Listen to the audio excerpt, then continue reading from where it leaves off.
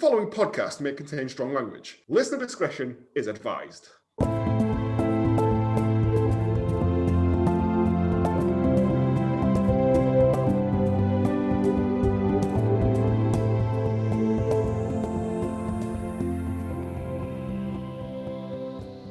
Top of the morning to you, and welcome to this very, very special St. Patrick's Day episode of Hallmark of Greatness, a show that spins you round and round while hobnail-booted idiots stamp their feet in the pub that is Hallmark and made-for-TV movies. I'm Joe, and with me as always, he's here after removing all the snakes and evidence of there ever being snakes in Ireland. It's James. So sorry about him. I'm so sorry. I was like, should I read this? Keep going. And featuring once again our favourite regional correspondents on all things expert of the Emerald Islands, it's Mono and Kira. Hello. Dig-witch. Kansa Oh God, they're speaking in tongue. It's lovely to have you back again. This was something we thought about doing, and because we don't want to talk to Punk because he's a menace. We thought, who are the nice Irish people we know? Ah, yes.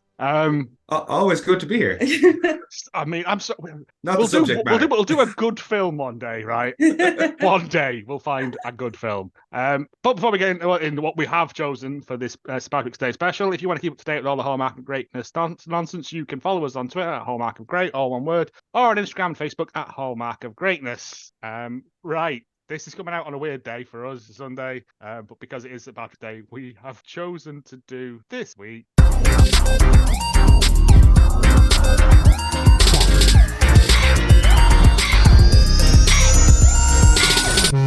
The brand new, released yesterday, Netflix film Irish Wish, starring everyone's favourite Lindsay Lohan.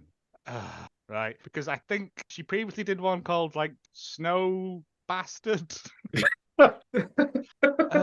Which I think 100 Things did another Netflix. 100 Things did with our Barney. And apparently this is just going to be her milieu now. Like this is her thing now. Like Adam Sandler just does Netflix films now. It's easy money, isn't it? It's very easy money because I think Like AI wrote the plot for this. Yeah.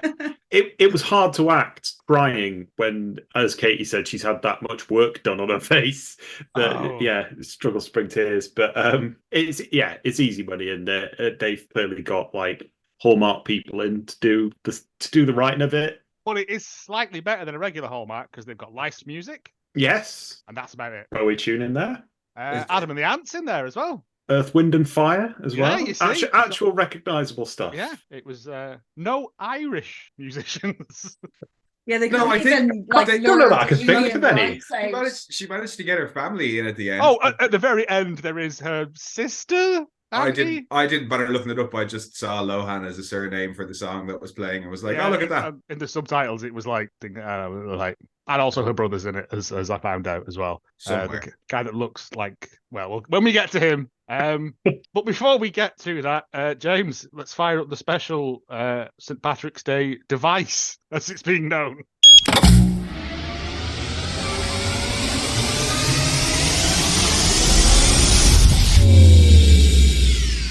In clover everywhere. That's the splendid event motor of next Wednesday, because I wasn't brave enough to go with an Irish theme. Coward. As you know, we've run out of screen wash for the plot device, so we've had to fall back on alternative income streams, which is why today we're sponsored by Streaky Bacon. Is it in you? It came up with this: Lafwanda Irish. I'm going to go with Joe put in Lafwanda, fairly certain of that, is a local shaman or shay person in this day and age who ends up having to house a bum or else a mother will be most disappointed. Most disappointed indeed. Whoa, hang on. She has to house her bum or house a bum? House a bum. Right, that makes way more sense.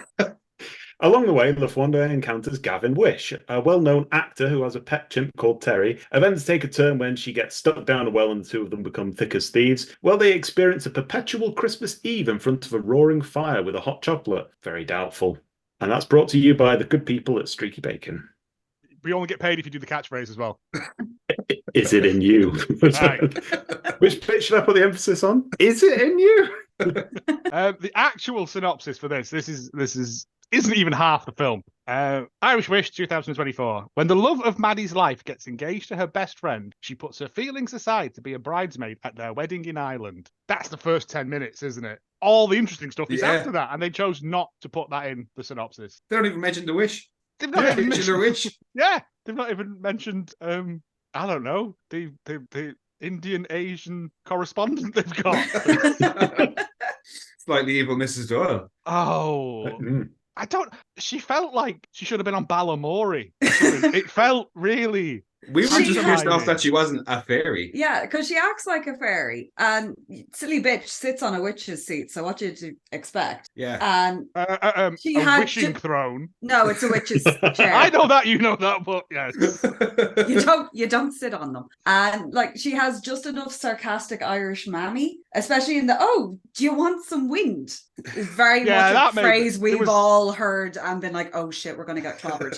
There was like 3 jokes in this that made me laugh, and that was one of them. To be fair. I mean, let's plow headlong into this. Yes. Yeah. It is a Lindsay Lohan production company because that's what she You've makes. done her money more research doing than I have. No. It's literally because I've just finished watching it. I've watched it, had my tea, and now I'm here again for the second time. And we are all right. I got confused by this because it opens. But you and didn't it's- know what the word wish meant. which I don't think is the Oxford English Dictionary definition of wish anyway. Well, I think it was just a loose approximation. What was it? Something that you will want to happen that will never happen or is unlikely to happen. Right. Yeah. It's not. No, that's not right. It's an intention, isn't it? Again, research. There's a whole department for that at Hallmark. Yeah. I don't doubt. But because it showed all these shots of New York, establishing shots of New York, but then they pull into this street that's like cobbled and looked very much like a back street in Manchester. Yeah, that's what I thought. I'm like, I'm sure that's the Rising Sun over there. But because I was genuinely confused where they were until I was like, oh, it's a yellow cab. We're in New York, obviously. Load of people are pulling up to this. What was it called? The book? I can't even remember. I think it was called Two Irish Hearts. Okay. Something about Two Hearts, anyway. It's about Doctor Who. And yeah, we're introduced to the heroine of this film, Lindsay Lohan, who is Maddie Kelly. And she comes out, I think, and the thing is with her is that she's clumsy because that's easy to relate to, isn't it? I don't know. I mean, that feels very similar to the Twilight episode, doesn't it? Yeah. It's if just you can't think of a character trait, just make sure they're clumsy. Yep. It would have been far more entertaining though if the scarf had actually strangled her. I was sure. Isn't that how Jane Mansfield died? Yeah. No, that was into the back of a lorry, rather unfortunately. I'm sure there was someone who got that. Oh, No, that's not how Grace Kelly died. But there was a socialite way back in the 1920s. Yeah, and the scarf got caught in the wheel. And yeah. But it doesn't. She just spins round a bit. No, and falls over. And he's like, "Oh, my scarf." And then, obviously sponsored by Mercedes, this car pulls up. What author drives a car like that? Oh, this guy, Paul Kennedy. Why? What? All the paparazzi for an author? Like for an author of a romance novel? Yeah. Do you get red carpet events for book unveilings? I don't think you do. It feels like it's the Oscars. Big, I'd say if they're like the likes of like the No, I don't think any of them do. No, I was going to say She Who the likes of named, James Joyce. I was going to say, I'm fairly sure the Wizard books had shit like that. That's like they were really big when they launched. There was queues for people waiting to get them at midnight. But not a velvet rope paparazzi red carpet style thing. Cocktails, people going, open bar. Yeah. To just hear them read select bad chapters from the book. Oh yeah, I've written that down later. Yeah. Yeah, we're introduced to Paul Kennedy, who is a friend of ours. Oh no, not that one. Who is the author of Two Irish Hearts? Maddie's his editor? His book editor. And I was like, surely that's just what an editor is. That feels very first draft, doesn't it? A book editor. I doubt this got beyond the first draft, to be honest. Yeah, unless he's writing like scientific papers and, research documents as well. But I don't think he is, because I don't know how you're meant to feel about him. Because it's it left me very confused at the end. He's not very nice. He's very shallow and very vapid. And you're like, he's not the right person for you. And I think they get that across quite well, that he gels With the other vapid person. With the other incredibly vapid shallow person. They can go off and have the depth of a puddle together. Yeah. But yes, it's this book launch that is like the launching of a new iPod. And we're introduced to Maddie's friends Heather and Emma. She's got one of each. Oh, that's the other one's name. I put her down as just the other friend because she's just. You were saying she's got a bit of a fruit obsession, and that's about it. Yeah, she's like, oh, strawberries, ooh, apples, ooh, pie, and then hello, massive black man. And she's also horny for anything with a penis. Yeah, like doesn't matter because and they're like Emma works for some a real department store. Apparently, Harvey told me it's a real place. Bloomingdale's. It wasn't that. It was, I don't know. It wasn't that, but it was something like, because I thought they just made it up, but obviously not. No. But she gets all the free samples. And doesn't know how to use them. Also, we have an eyelash malfunction. The fuck? Just take it off. Nobody's going to notice. Just but you'd have one weird eye, wouldn't you? I don't know. They're glued on. You can just whip them off. No, I thought she was a really good actor. I thought she was expressing something, but no, it was just the eyelash. No, because these are the new carbon nano ones or something, she said. And I was like... she also she phones her mum as well, who's barely featuring in this film. Jane Seymour took a check for this, didn't she? Yeah. In Des Moines, which is really, really well signposted as Des Moines in big text. Whenever it cuts to it, there's like tilted letters. Don't do that anywhere else. It's only in Des Moines.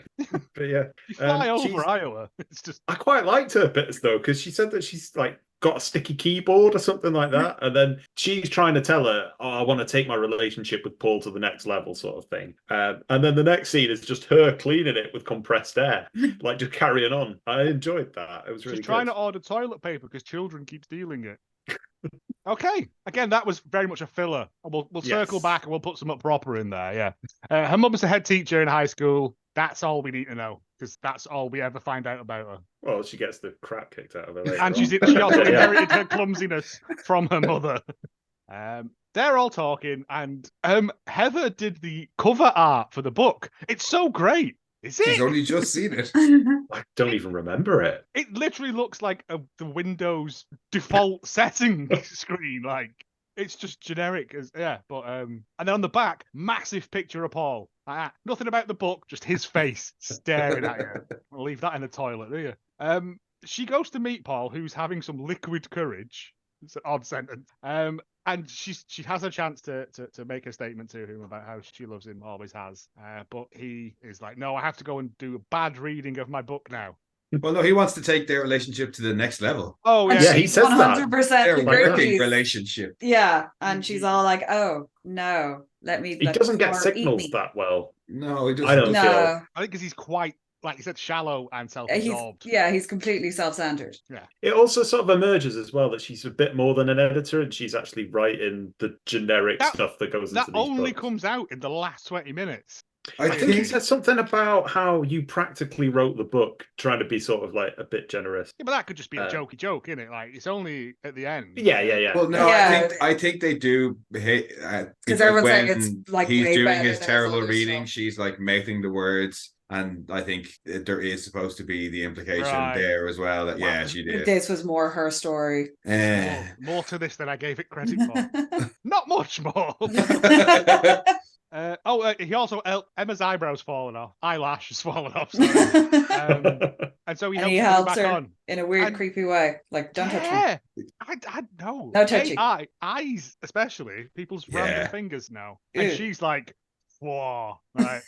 So they do this book reading, and then they're all sitting about having drink. Maddie's having white wine, of course, such a base bit. And Gwendolyn gets a book signed. Lovely name, Gwendolyn. I didn't pick up on that at all. Because I was thinking about the book. A lot of this is first passes, isn't it? Like, they just put placeholder names. Gwendolyn.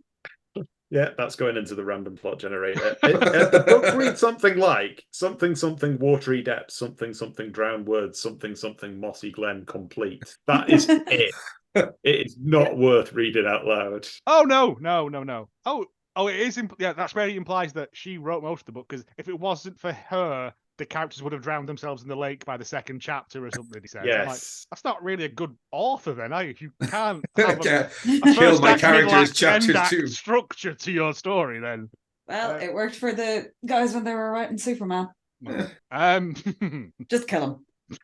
They all get the book signed from him, and Emma gets a phone number, and they all squeal about this in the back of the cab. An accurate phone number. Yeah, that's Tesco Mobile. But here. that's Tesco Mobile. So have we tried phoning it? Should we try phoning it now? See what happens. It's an 089, so it's Tesco Mobile. It's definitely an Irish number anyway. Yeah. Oh. You bring it up and it'll be some Bridget. So no, you don't want her hanging around trying to really give some milky tea. I also don't really know what school these three women have been to, because they're all sitting in the back of the cab to talk about how they've known each other for years from 3 different countries? ? No, I suppose it could be university, but yeah. I would assume Heather and Maddie are American. Emma has a weird accent that is that weird transatlantic. Like it's not English and it's not American. Yeah, it's kind it sounded a little bit New Australian England, at times. like upstate Maine kind of area would have it where they're very posh. But and then Maddie's furious about that because she wants Paul all to herself, even though he's horrible. And then they go, "Oh, it's only a phone number. What can that mean?" And then we get a calendar, days falling off, leaves coming down. It was like 4 months past. Yeah, 4 months, and then they're getting married. And I'm like, quick flight by Aer Lingus out to Knock Airport for some reason. Well, it's later on. They've had to get a transfer from Dublin to Knock. I think they find what she says. If you're flying from America, you would land in Knock first. Yeah. Well, you'd go to Shannon actually, but like no, Knock's taken. But yeah, you wouldn't go to Dublin to go back to the other side of the country. Do they take international flights? This is not me being thingy. Knock is now taking international flights. I think so. It's still a tiny shithole of an airport. Yeah, it's in the middle of fuckhole nowhere. Where is it, Mayo? The only airport with a cattle grid. Yeah. Probably, no, Cork's got a cattle grid. Fuck off. So they land. Emma's brought all of the luggage that is available. That's a joke, apparently. But unfortunately, Maddie's luggage has not come round the carousel. It's the last one there. And instead of waiting for it to come back round again, because it's a fucking carousel. Or even just walking to the end of it around the people. No, not Americans. Or just do what we do, is shout at somebody and be like, will you grab that? Just grab that. Yeah. Cheers, also, thanks. Not a proper person. She's not put a bit of ribbon round the handle or anything like to identify it as hers. She barges past all these people, and then there's only one bag left, and she grabs it, and the love interest of the film? ? James, not this James, other James. We'll call him Cockney James. I think we'll be able to differentiate. Yeah. Okay. I understand representation and representative things. Anyway, who had this on their bingo card, grabbing the same thing at the same time? She rips the bag open. Well, or does she's like, it's my bag. And he's like, no, it's my bag. Just look at the tag. And she refuses to. And then, how has this thing managed any kind of transit? Because the slightest knock and it explodes open. And then she's, to be fair, this was a good bit of it where she's like, "That's my plaid shirt." That made me laugh. Yeah. And of course, it's not. It's just a massive pair of pants. But it was his line of, never gets that back your as far size? as I know. Yeah. I was like, that's fun. That's jokes. Can't imagine that happening in a Hallmark one. Underwear. That'd be right down. Risque. It's not risque underwear though, is it? It's not like little tiny pants. It's like big old pants. But in Hallmark films, they normally touch the same thing, and that's when they know they're in love. This is enemies at this point, see? So it's turned the whole system on its head. Right. No, it hasn't. But it turns out Maddie's luggage has been lost. Everyone else's is there, but not hers. Probably because she's so clumsy. She threw it in the wrong plane or something. I don't know. That's the handlers at Knock Airport, clearly. One guy. He also drives the bus. Oh, mate, the bus that you don't have to pay for. Yeah. The bus that you don't have to pay for. We'll drive right at the drive. We'll drive you down the drive and then reverse the bus up the driveway. He drives across the entire country. About 4 hours. See, this is why we need you there for this, because I was like... Because he goes from Knock down past, that pub is in County Clare. No, he goes through Westport and then ends up in Bray in Wicklow on the other side of the country. Irish driving in that, where he's entirely on the other side of the road, going around a corner. Yeah. Drive into the left if you drive here. The bends are anybody's game, and we do 80 on roads like that as well. So, but the house is Tinahely House. No, Kilruddery. Oh, it's Kilruddery House, and it's on the outskirts of Bray. That's actually what it looks like. That's what it's like inside as well. Opposite side of the country to Knock. You would fly to Dublin and it'd be like a half an hour drive. About 45 minutes because Dublin Airport's on the other side of the city. Not Knock. Yeah, that's just on the outskirts of Bray. House. No, that's also in Cork. Michael Flatley's house is a shipping container in the ground. Just full of soiled vests. Hats, more like, but yeah. So she goes to fill in the claim thing, and Paul comes over. Paul comes over, and he's like, "We're going to go," and she's like, "All right, I'll get a taxi." And then she goes outside. And again, nothing against. I know a friend of mine from Ireland came over to stay with us and was genuinely amazed at the amount of takeaways available on Just Eat. Like, he's like, there's 2 near me, and if one's closed, you've got to have the other one. And I was like, fair enough, but she can't get an Uber. Ubers aren't allowed to operate here. Again, this is why. I have questions about seatbelts later on as well. But you're at an airport. There's a taxi rank. She's standing in the taxi rank. Yeah. But a bus there's going to be a taxi. Yeah, that happens too. That's because the bus wants a customer. Okay. Right. All the things I was picking apart, that's just normal. Actually, it would have been an air coach, to be honest. Well, I don't know about Knock Airport. Really? It might have been a bus like that. Yeah, because we have buses that go between the airports, and they'll pick up on like massive weird routes, and they're called the air coaches, and they basically go direct from the airports to the bigger towns. Oh, and are they those sort of like travel style? No, they're nice buses. Vans. No, they're not the 1950s fucking jaunty bus. Bridget's bus coaches. Like the old train down to Cork used to be called the Bone Shaker. It's that kind of thing.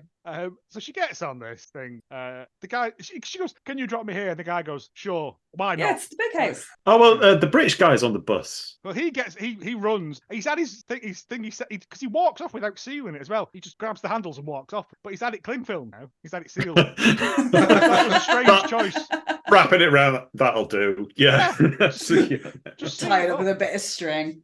He gets on, and then he's like, "Oh, you," and they have a bit of back and forth. They go over a slight bump that is enough to knock a book out of her bag, and he's like, "Oh, I don't read that shite." I think he said he read one, and they're all the same, so he's familiar enough. Everyone reads these books, and then it pulls up at Kennedy House, which is a grand old pile. Kilruddery. I think I've got it written down. Yeah, Kilruddery House. It does about 25 weddings a year, is what I managed to find out. It's also a filming location. It was used in Winx. That with their Netflix. It was a Netflix fairy show that filmed all around the same area. They used the exterior of it. That's all. It's gardens and everything. Because it looks very, It's on the outskirts of a town called Bray, which is not very nice. It's where I went to school.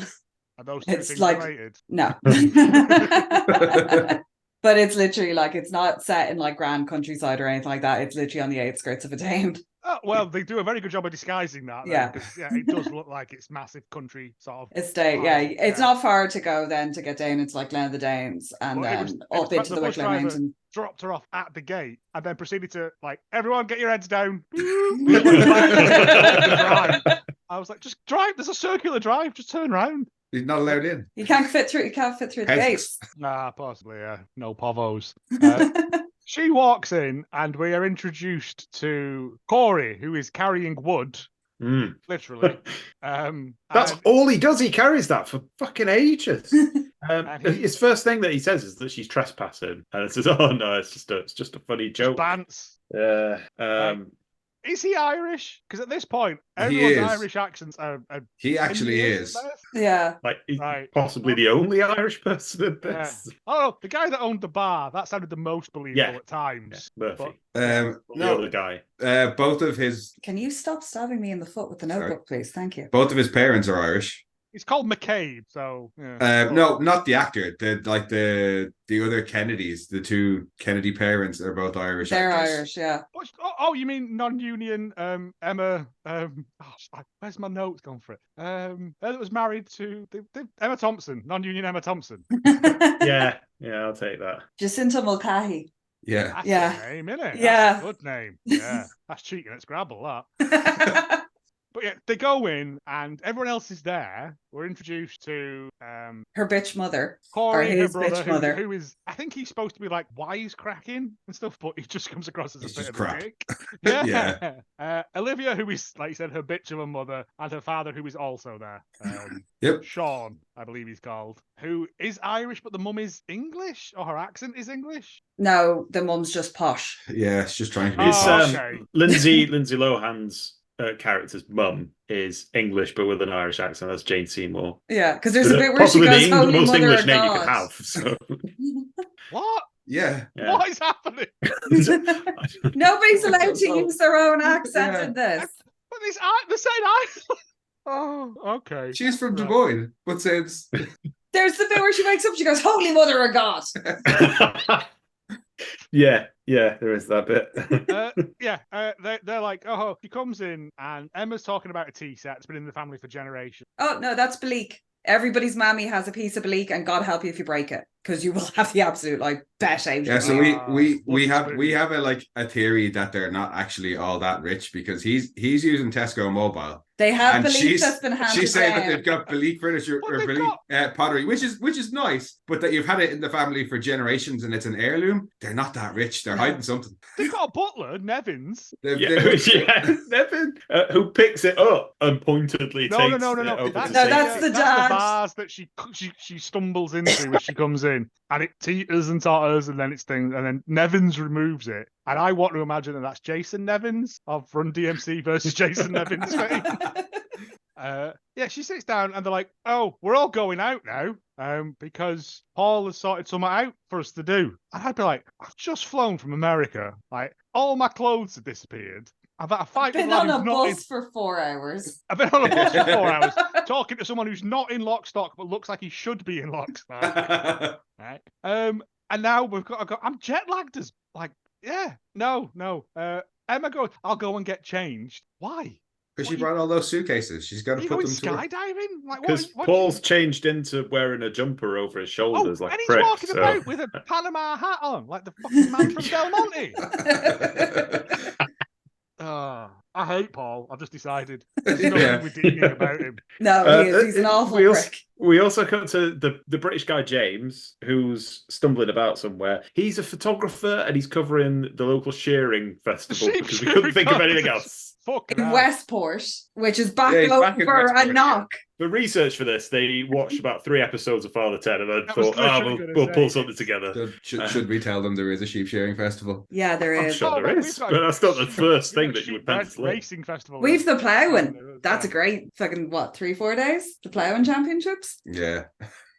What is that? It's literally ploughing. They championships, and it's like everything from hand to horse to machinery, and then there's welly boot tossing. It's got a different meaning where we are. But no, I really wanted to do a thing about like a series of just like weird regional, like just festivals of stuff. Cheese rolling, hands down favorite. Cheese rolling. There's black pudding toss near us. There's keg rolling. Bed race in Nesborough. Tiptown does the keg rolling. We'll do this after, like, because this has got legs. But he's there to photograph sheep being naked. He goes into Scruffy Murphy's pub, which again looks like my kind of pub. Like everyone's just sat at the bar, depressed. This is for proper Irish bar. Yeah, and the barman knows everything about your life. Yeah. Too much, some would say. No. That is 100% normal. If you haven't been in a bar for a while and you come in, like especially if you were a regular there, you will get bombarded with those type of questions. But he's like a man of the world who like goes around photographing stuff. But he's especially that known barman will place. remember him.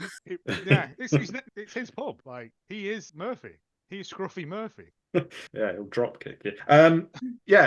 So that's going on. Everyone wants to know all about James and who he's bringing back and all sorts of stuff.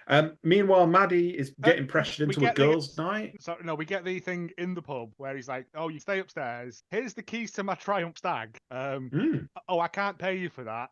It's okay. Just give me one of your photographs, and that's payment enough." And then pours him a massive dram of whiskey, and I'm like, I'd like this guy. This is. I can pay with photograph, not nudes either, like some lizards or a palm frond or something. Well, the lizards were nude, to be fair, but yeah. Putting pants on a lizard, that's more disturbing. Plaid. Yeah, obviously. Yes, this is where we get the lake scene, I think. Something about going for a picnic. No, before that we get Heather and Maddie. Like Heather's staying in this room where there's an awkward picture of Paul and Emma in, I think, Times Square. Like, kissing. Is this terrified. Is this where she invites her out to a let's go for a girls' night out, and they just never do it? No. Well, they don't. But like Heather's like, because there is so much cock in this town, and I'm like, Heather. Gee, mind your neck. Although, no, when she's scrolling through it, one of them does have a Irish potato-y head on him. Everyone's got beards on it. Like, there is one with a big, stupid potato-looking head on him, though, and a big, stupid grin. It's like, that one's real. And like, she's like, oh, come and say it. Okay, yeah, we'll do it afterwards. But first, we've got to go on this secret thing that Paul's planned. They all drive to this absolutely fantastic-looking location. So this is the one that's owned by the Guinness estate, isn't it? Yeah, it's Sláinte. It's up the Wicklow Mountains, but it is private land, so you can't just wander down to it. Or is there public? Is it private? I think it's privately owned. Yeah, still like not. But there's loads around there though. Like it's not the only lake in the area like that. But it is like it's a lovely, lovely, lovely vista. Well, it's up the mountains, so it's all pockmarked with these like lakes in the bottom of valleys all over the place. Is that bridge there as well? Or is the bridge is there. The bridge is there, but where they're at, when they're kind of at the bridge, off up to like the left, there's a big kind of cliff looking face. And at the top of that is the start of a hike. I camped on there and took a shitload of mushrooms. Yeah. Nice. I thought you were just going to say I took a shit. I was like, being honest. I'm going to edit this. Somewhere it's in a bag. The police are waiting. We've got him. The cliff pooer finally after all these years. In fairness, the amount of sheep up there, nobody had noticed. Yeah, but it's lovely. Like this lovely. Apparently, the Vikings walked on this bridge. It's a very old-looking bridge over. Yeah, that's the one thing he says about it. The Vikings. Well, the Vikings are well known for their infrastructure projects, so it's quite likely. But do for us. Dublin, Wexford. Yeah, a lot of our big cities. Cities were Viking cities. Yeah, but apart from the big cities. And he's like Nevins has reserved us some boat or something. Set aside 2 boats. He's carrying that bottle of wine like an absolute menace. He's carrying it like a child. Why? Oh, there's 2 baguettes in a bag as well, which I always thought is fun. Like, you can have a picnic on a boat, which is the worst place I can imagine to have a picnic. Well, I missed the first time around, but I caught it on the second watch. They're talking about there's fairies in his book. I think his book is supposed to be about a human falling in love with a fairy or something. Oh, yeah, never ends well. Yeah, and he even said there's a joke about, not a joke, but there's some sort of mention of how not all fairies are good. There's evil fairies, and I was like, yeah. So why did they bother bringing Bridget into it? That should have just been a fairy lady. It could have just been any fairy. It's Emma has read the book, and she says, "Oh, this is where you get your inspiration from. This is where someone in the book meets the fairy that they fall in love with." And then it's Maddie who goes, "But fairies are evil, and they lure men to a watery death." And I was like, Maddie's going to drown some fools. Because Maddie wrote the book. Again, now at the end, all these seeds planted and they're never harvested, but they are there. Yeah. But that's totally what fairies do. They fuck with you and steal people away. And like, we're a deeply superstitious country. Like, none of us would sit on a witch's seat. No. Oh, yeah, we were watching that go. Don't sit on it. No, don't do it. And I know what it is. Just don't. Yeah. There may be a lovely, lovely blossom tree there, but probably for a reason. Yeah, don't sit on it. No. Well, yeah, isn't this supposed to be like September or something? So it's a bit weird. Oh, mate, the temperatures. If it was spring and they're wearing all that wool, like they are, because they're all dressed like landed gentry as well. Like, they get into the boats, and there's plenty of room for Maddie, but because she's such a petulant child and can't be in a boat with Paul on her own, despite the fact she's there with Emma, who is his fiancée, who is getting married in 3 days' time, I'm just going to have a walk. All right, around an area. There is a third boat. Well. Yeah, she could. There was a third boat in the background. Yeah, but some people had that. They were having a picnic up the side of the bank. Like, there was people there who had borrowed a pink boat as well. So. Oh, I missed that. Yeah. Again, 2 viewings. I had to fill up my time watching the background the second time. So yeah, she just wanders around. Takeshi's castles across this stream, right? And then he's like, yeah. There's this. What is they refer to it as a wishing throne, but it isn't, as we've already established. Is a witch seed. Yep. Yeah. Looks Countryside is riddled with them. Yeah. I imagine it's just like Skyrim, just going cross country through Ireland. There's always like there's a witching throne there. There's an altar over there. Lancashire and Yorkshire have shit like that as well. It's just they're just up fucking moors and no one can be asked going up there to find them. But she phones her mum and she's like, "Oh, I can't tell Paul how I feel because otherwise the film would be over." And her mum's like, "All right, well, whatever. I'm walking around lesson learned or something. I'm walking around the school telling children to stop flicking each other's hair." I'm sure there's just like one lad who's leaning against the locker and she's like, "Don't." He's flicking his mate's hair and she says, "Stop it." And I'm like, "It's not his hair. It was." And then she's like, "Oh, but I wish I was marrying Paul." And the connection cuts, and I'm like, "Why are we being haunted by films about cursed phones?" Yeah, that's true. Unintentionally. And then, Jesus Christ, someone take this. The introduction of, well, we don't know who it is yet. Yeah. Slightly evil Mrs. Doyle. Yeah. She's slightly evil Mrs. Doyle. When Lindsay Lohan says, "I didn't think anyone was listening," she goes, "Well, I was listening." She appears behind her like fucking Timothy Claypole from Rent-A-Ghost. Or like any Irish mammy.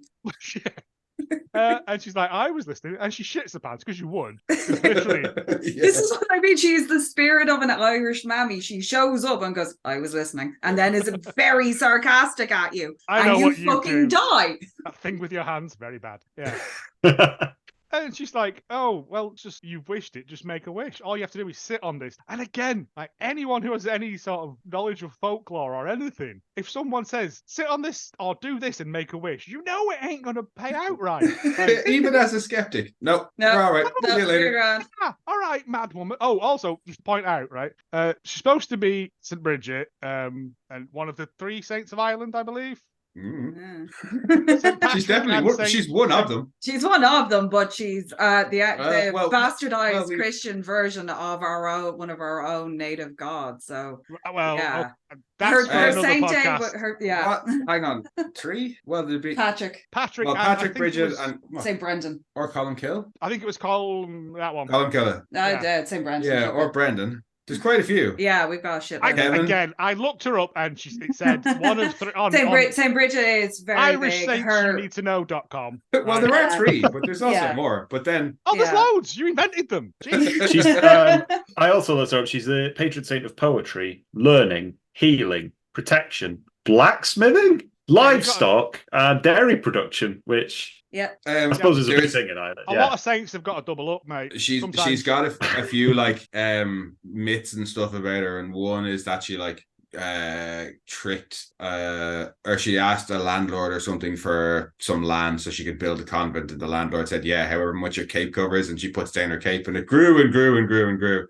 But one that I had never heard, all of Kildare, wasn't that? Yeah, it covered all of Kildare. But one I had never heard until today was apparently she took a Protestant chicken and put it in a river and turned it into a fish so it could be consumed on Friday. Hang on, right? Whoa. Chickens have a concept of religion. Apparently. Right. Okay. That chicken would have hated that confessional box we covered in the last one. Did the cape shrink back to regular size afterwards? Otherwise, I can't remember. All of Kildare is just covered in this. Is that where hot air balloons were invented, do you reckon?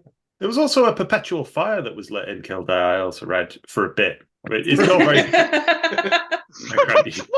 Perpetual for because there's the cathedral in Kildare is St. Bridget, and there's a big festival on the 1st of February. That's her Saint's Day, and it's also kind of mashed in with Imbolc, which is our own like traditional holiday that would have been honoring the deity that she now represents, and it's all like fire and stuff like that. It's a fertility festival. Fire. I feel like I've learned too much to continue with this now, to be honest. I feel bad. This is the most educational episode. I swear to God, this is why we needed them here, because otherwise it's going to be us making spurious statements that we have no way of backing up. We don't think it's St. Bridget. We just think it's a random fairy running around, just running amok. Why? Right, but later on, why is there an image of her in that shitty state? We're just pretending. We're annoyed that they made it St. Bridget, and we want it to be a fairy. We just want it to be a fairy, just it could be a fairy pretending being bored. To be St. Bridget, yeah. As a viewer, you're thinking she's going to give her the wish that she's going to switch lives and she's going to be with Paul. She's going to figure out that she doesn't want to be with Paul. She's going to be with the photographer James. That's exactly what happens. Yeah. So it's from my point of view, it was just watching something slowly unveil itself. Yeah. Straight out the gate, but she says before. She says, sit on the thing and make the wish. So she sits down and she goes, I wish I was marrying Paul instead of Emma. And she goes, all right, sweet. And Lindsay Lohan goes, so that's it. There's no lightning bolts or earthquakes or anything. And she does that bit of, I can conjure up wind if you want. It's like, somebody's mentioned that might be a reference to Freaky Friday and the other film that she was in around the time. Body Swap or whatever it's called, I don't think it was a clever reference. No, I think Lindsay Lohan ad-libbed that. But yeah, she does this thing, and all the CGI willow blossom blows around, and then we get quite a good bit of her in bed, and the transition into it was all right. It was well done. She wakes up in bed and she's like, duh, because that's how I always wake up as well. And she hears the shower running, and she's like, who's in there? Opens it up, and it's Paul, and he's in the nude. And there's nothing wrong with that. You're in the shower. It'd be weird. Wouldn't be in Hallmark. No. Woman sees man nude. We don't see anything, but she sees it. Right? And at this point, she covers her eyes and everything. And she's like, at this point, it wasn't meant to be. Right? Because if you look, the man you've been lusting after for, let's say, a year and a half at this point, maybe more, is nude in your bathroom. At least I'll go, wow. All right. Yeah. Yeah. Right. You do an up and down. You do a quick scan. The old one too, wouldn't you? Yeah. And there's not even, you're right. There's not even a between the fingers slide. Or a little sneaky I'm leaving now. Turn around. And he's like, oh, pass me a towel. Why has he not put a towel next to the bath like anyone else does when we have a shower? Because he's a nurse. He's entitled. Nevins is probably going to bring it in. Yeah. Well, yeah, I was just going to say, he doesn't wear his jumper because when he walks outside. Yeah, Nevin's just standing in there with the towel already. Shut up, Nevins!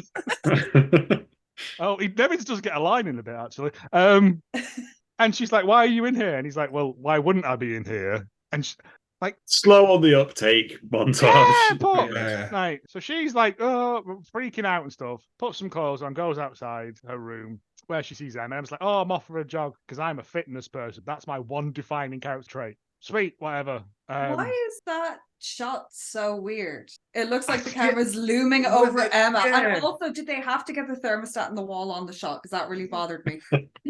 I've made a note. Very important. I was trying to work out what temperature it was. He's not going to dry at this temperature. It's a nightmare. And she's like, "Oh, have you seen Paul anywhere? Because his mum's looking for him. No, he's definitely not in this room." Which immediately makes me go, "He's clearly in that room." I played a lot of Cluedo in my time. And she goes, "Oh, okay, sweet, whatever." And then Paul comes out, and Maddie's confused by all this, and he goes to kiss her. And she goes, ugh, which is understandable because. And then, at this point, surely, you'd think, oh, hang on a minute, the penny's going to drop. Yeah. No, it doesn't. Because does she not other friend comes out and then she gets where does she come from? She comes out of a door further down from the door that thingy comes out of originally. But when they go into the room, there's a door. So where was your mum? H.H. Holmes' murder castle. Is this building Did she come out of the servants' entrance? There's just a trap door. She just popped up. And she's like, get in here. Right. You can't tell Emma, but I had a dream last night. At that point, I'd have switched off. Where I asked evil Mrs. Doyle in Indian pantsuit to switch mine and Emma's lives around. And Heather's like, all right, sweet. Well, she doesn't even tell her that. She just tells her I made a wish that I was marrying Paul. And she's like, Why would you wish for the thing that's already happened? Like that's why she's not surprised. She's like, yeah, cool, that tracks. Everything you're saying makes perfect sense. Like, yes, you are getting married to him. Yes, you should. Why wouldn't I tell Emma? Yeah. Not as bad as her fucking raw dog in a wedding dress and the fucking suitcase. I got so upset over that. I really did. That hurt me. You don't do that to a wedding dress. Do you know how much those things cost? No. Is that a bit? Was there a missing scene? What? She just mine and your versions of that and just pulled out a wedding dress that's just loose in a suitcase. Oh, she just packed it in. Yeah. Oh, yeah, because she falls over when she comes out because she's clumsy over her suitcase. He's like, they found my bag. Why wouldn't they? Yeah. And she's just put a wedding dress in, just stuffed it in there with a drawers and, like a toothbrush. They go down for breakfast and they're all sitting around the table and... we have problems. Go! We have problems. That is not boxty. Yeah, that is not boxty. Boxty is delicious. Boxty I didn't think it was. Boxty is an Irish pancake, but it's made of potato. It's like it's a really fried potato pancake. Hash brown. You don't look like an ice bun or something like it's that. somewhere. It looked like it had cream or shit on top of it. It's like a potato prep kind of thing. It's like it's generally quite thin, fried. You can put stuff on it. Oh my god, it's good. Oh, it's like a doser. It's not for breakfast.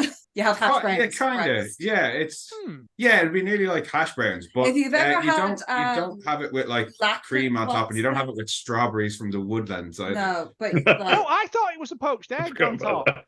Yeah, it was almost done like a poached egg on top. Cream. You don't make boxty posh either. No. Oh, also, they're all getting hammered at breakfast. They're all on champagne. I'm completely on board with that. Again, I didn't want to put, is this an Irish thing? No, it's normal. It's a wedding. Yeah. We don't do rehearsal dinners, but we do all get horrendously drunk the night before for some insane reason. And we spend most of the next day before the wedding dying and then proceeding to day drink. Yeah. It's the circle of life. Yeah. Well, we take like 3-4 days off here from work if we're going to a wedding. Oh man, Indian weddings, man, that's like a week of your time. Oh yeah.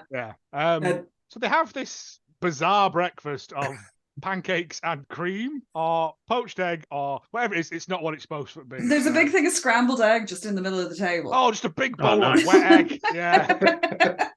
Big salad. No spoon. Bit different. Just get a handful. And then they also complain about the wedding cake. Apparently, it's bigger than the truck. And I was like, right? What was that about? Actually, yeah. Like, Olivia, the mum, is like, the wedding cake's too big for the van, and Maddie goes, just get a smaller cake, and they all go, she's a fucking genius. Or a bigger van. I was like, just get a flatbed. It'll be fine. Unless it's baked in one big pyramid, they can't. You can take it. They break down. And you never even see it. Yeah. No, you don't. You don't see it. Yeah, that's a really good point. If it was a cake that big, they would have gone through it in the brawl. Yeah. Like November rain. Yeah. Wait, so a girls' night out that never happens, a cake that we never see. It's all falling apart. Paul's like, let's go for a bike ride. And Maddie's like, I can't ride a bike. And Paul goes, everyone can ride a bike, you fucking idiot. And I'm like, I was like 14 before I learned to ride a bike. Kira can't ride a bike. I can barely walk across a flat surface under my own steam. Kira can actually look like that on a bike. Okay, we were in Wanaka. Like a woodsman, I've put. It's an interesting technique. We rented bikes to go cycle around a lake in Wanaka, and I got about 5 minutes out of the place and the pedal fell off. We had to go back. Is it supposed to do this? The next time when we moved back to Ireland and we got bikes, we were cycling down the canals. No, the pedal didn't fall off. The pedal snapped so that both pedals were facing the same way instead of being at opposite sides to each other. So you have to like kangaroo your way around. Yeah, basically. That's a new kind of bike. That's the kind of thing Clive Sinclair would invent. I'm good for bikes. Yep. I'm not designed for that. We should just abandon the film and just hear them tell stories. It's much better, isn't it? But it was right next to the canal, so every time you wobbled, you thought you were going to fall in. I've just realised I've written like a woodsman throttling a bear, which makes more sense than just a woodsman. I got your point. Yeah. And she falls off that bike by deliberately riding into a fence. There's like a stunt person in a ginger wig rides it into a fence. She said that she did her own stunts, so I'm not going to argue. But yeah. But Emma and Heather have gone to pick apples in the orchard, which is right near the house. And again, if this is spring. Are there apples then? No. No, because it's supposed to be September when there should be apples. It's September, so there shouldn't be any cherry blossoms, but there should be apples. No. Yes. Yeah. Because blossom, then fruit. Yeah. Thanks, Mrs. Gran. Well, we're going to hit all the seasons in a bit when there's a Deus Ex Machina storm, so... that does happen. That happened, yeah. That happened, what, 2 days ago? Four things that made me laugh, sorry, yes. We're not even 20 minutes into this. How's your flat Guinness, Jay? It's very, very flat. I'm missing the device. But yeah, you have a soda stream, it'll do the same thing. I don't. A mum wants her to get a whole new dress because hers is foot from being loose in a bag. Before that, after she crashes, Emma jumps over and is like, "I'll race bikes with you, Paul." And then they run off laughing like someone who's been told the funniest joke ever. And Maddie's like, "I'll pick some apples then with you." And they pick loads of apples. I don't know why. Make pie. To bake an apple pie. Oh, because you get the classic bit of dialogue. I cannot believe you got so many apples. No one has ever said it's not normal conversation. Also, it was a whole orchard and they only have 2 baskets. And that they could have just gathered off windfall. Maniac! Heather's like, I might make an apple pie for Corey. I wonder if he likes pie. And I'm like, there was opportunity for good dialogue following that, wasn't there? But well, yeah, that's what I thought. They just didn't go for it. Yeah, no. They go to get a whole new dress. Oh, yeah. She's like, what about my dress? And she's like, you put it in a suitcase, maniac. It's fucked. You have to wear ours because it's special dress that my grandmother wore and I wore, and you're gonna wear. And it's so special it's kept at the opposite side of the country again because they drive back to Westport. That's Westport. Oh, mate. If I had the time, because I'm going to put this out tomorrow, but I would do that Indiana Jones map. Where they go. Well, they stayed in Knock Airport and then they drive go to Wicklow. Well, yeah, she gets the bus across the country to Wicklow. Via Clare, because that's where that pub is. Then they go back for the dress. And then they go back. No, they go down to Loch Tay, then back to the house. And then over to Westport for the dress. And then after the dress, they go back to the house in Wicklow. And then after Wicklow, they go to the Cliffs of Moher, which are on the same side of the country as Knock and Westport. But so they crisscross back and forth. A good bit of, they're like on the Wild Atlantic Way. Country though, isn't it? Like, yeah, but have you seen our roads? Like, you can drive across the entire island in 30 minutes, apparently. Yeah. Fucking Florida, Finton. Florida. No, it's still about 3 hours, 4 hours. Oh, I was being so sarcastic. I know it's a big country. But we get my favourite bit of dialogue at this point because it's worth travelling across the country for this wedding dress. The guy in the dress. Yeah, he's great. He's my favourite character. What does he call the dress? The Sphinx. He calls it the Sphinx of wedding gowns. It's a Sphinx. And I'm like, that man is not in this enough. No, I want him to just be going around pointing at things and going, is this a Sphinx? Is this a Sphinx? I love the strategic shooting, though, of the square in Westport so you don't see the big super value on the other side. And while Heather's like, maybe we can put a big slit up it. I was like, there already is one in there. Hey! And while the mum's off talking to Sphinx Man, who should appear cheekily around the door frame but our old friend St. Bridget. Maddie goes, it's her. Let's get her. Get her, girls. And they're like, what are you on about? She chases her out of the shop in a wedding dress for no reason. Oh no, because she whispers into her brain, "Is this what you wished for?" Which is a power she never uses again. It's a one and done. Yeah, they let her leave in the dress. Good job she's got running shoes on. Dress technically, so. Not really. It's the Ma's dress. You're not buying it from the shop, just having it altered, though. Yeah. Again, semantics. Yeah. But they're all like, oh, it's such a precious dress. You wouldn't let her leave in it. She didn't give much of a choice. Yeah. She gets to like a town square bit, like a clock or something, or a statue, and she goes, ooh, St. Bridget pops her head out again. And she goes, so Bridget now just actively directing her into traffic. Yeah. Like, which is not the most dangerous thing that she does in this film. It's not very saintly behaviour. I guess once you've got the sainthood, they can't revoke it, can they? Like, immunity from all crime. Defrocked. That's why it makes more sense for her to just be a fairy. Just be a menace, yeah. Fucking fairies do. Yeah. That's why we don't That's the film that this should have been, isn't it? Should have been Thingy from Scrooge, Carol Kane. That would have been infinitely better. She's smashing Lindsay Lohan in the face with a toaster. Yeah. But yeah, she runs out in the traffic. James is driving his vintage Triumph Stag. He just had resprayed, just round and round and round about. Also Bridget's put to cancel the sheep shearing. To cancel the sheep shearing festival. Fucking hell. He also goes to a bookshop as well, and they're trying to give away the Paul Kennedy prick books in the bookshop. He's my least favourite character. But it's free. Oh, and it's our 100th customer in this small town bookshop this week.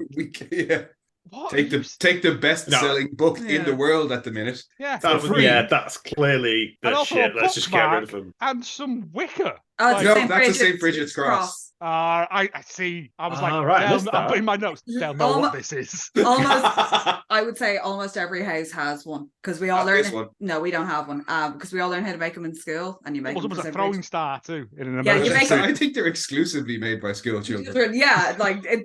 So this bookshop's got a sweatshop out the back full of toddlers. Yeah, all the national schools, like coming in, all the primary schools coming up to St. Bridget's Day. All January. Let's stop. Just make it because they're made out of rushes. You just made crosses on Palm Sunday at my school. That was man. No, say crosses for St. Bridget's Day. I remember making fucking shit tons of them, and you bring one home, and you be like fucking they give them away or they get blessed or whatever. Hopefully that just protects you from her, because that's what I want. So like a Dracula, if you pulled it up to her, she's like, my one weakness, reeds. Despite living near water, apparently. Anyway, he's like, I don't fucking want the book. I don't like him. And he's like, you have I'd have put it back as I walked out. I'd be like, just have that back, man. I don't want it. This has happened to me before when the local shoppers tried to like pass on a free Daily Mail. I'm like, I'm not having it. No, have the Daily Mail. No. Have the big Toblerone. I'm not having that. Yes, please. Can't even eat Toblerone. But yeah, so he gets in his car, he's driving around. She runs, literally falls head over heels into the car. Wait, who had that on the bingo card? Me. Everybody lands right on the gear stick. And she's like, I can't wear white now. No. And he's like, what's happening? And she's like, I was chasing a Mrs. Doyle lookalike in an Indian pantsuit.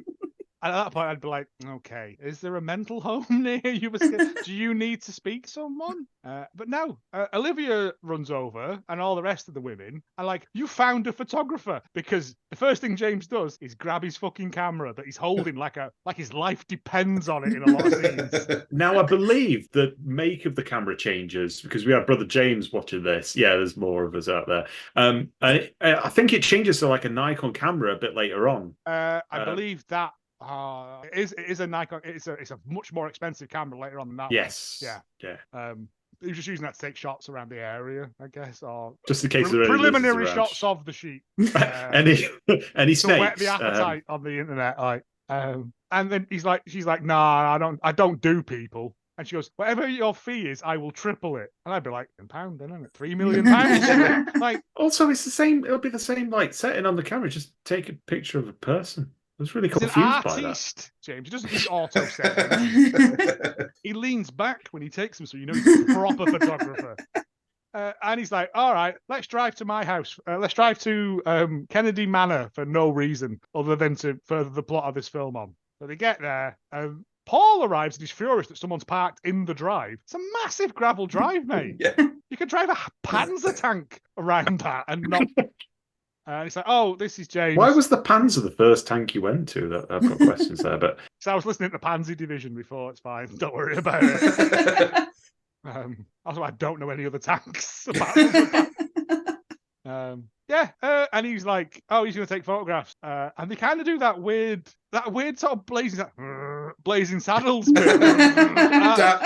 There's another Mel Brooks reference coming later on, don't worry. Oh, sweet. I live for them. But yeah, and they're like, oh, okay. Well, my publicist says we need to take photos after the wedding because that'll be good. And James is just like, so this is a wedding and a PR exercise. And I'm like, do you want your £3 million or not, mate? Shut up. Keep your mouth shut. They want some authentic Ireland photos. Yeah, but Paul doesn't even realize it's a snarky comment. He's just like, yeah, I know, right? Yeah. Wedding and PR. Like, yeah, you get it. Perfect. The big sheep gig's falling through, pal. Take the money where you can. And then they're like, tomorrow, drive around and scout locations, all three of you. And I'm like, Paul, you're a grown man. Why is your mum dictating your life like this? And then I realized because you don't go against the Irish mammy, who is Irish, but he's also English, but is Irish. She will still beat the ever loving shite out of you with a wooden spoon. No, she'd get Nevins to do it. Nevins doesn't have to like his job, but he does. Oh, as well, I think so. Like, the next, Maddie goes to bed. Yes. Oh, but first she brushes her teeth for no reason other than to show that she's a normal girl. That was sorry, it wasn't later. It's right now for the Mel Brooks reference, because when she was doing that, the first thing that popped into my head was, have you seen High Anxiety? Yeah. Up and down, side, front and back, side.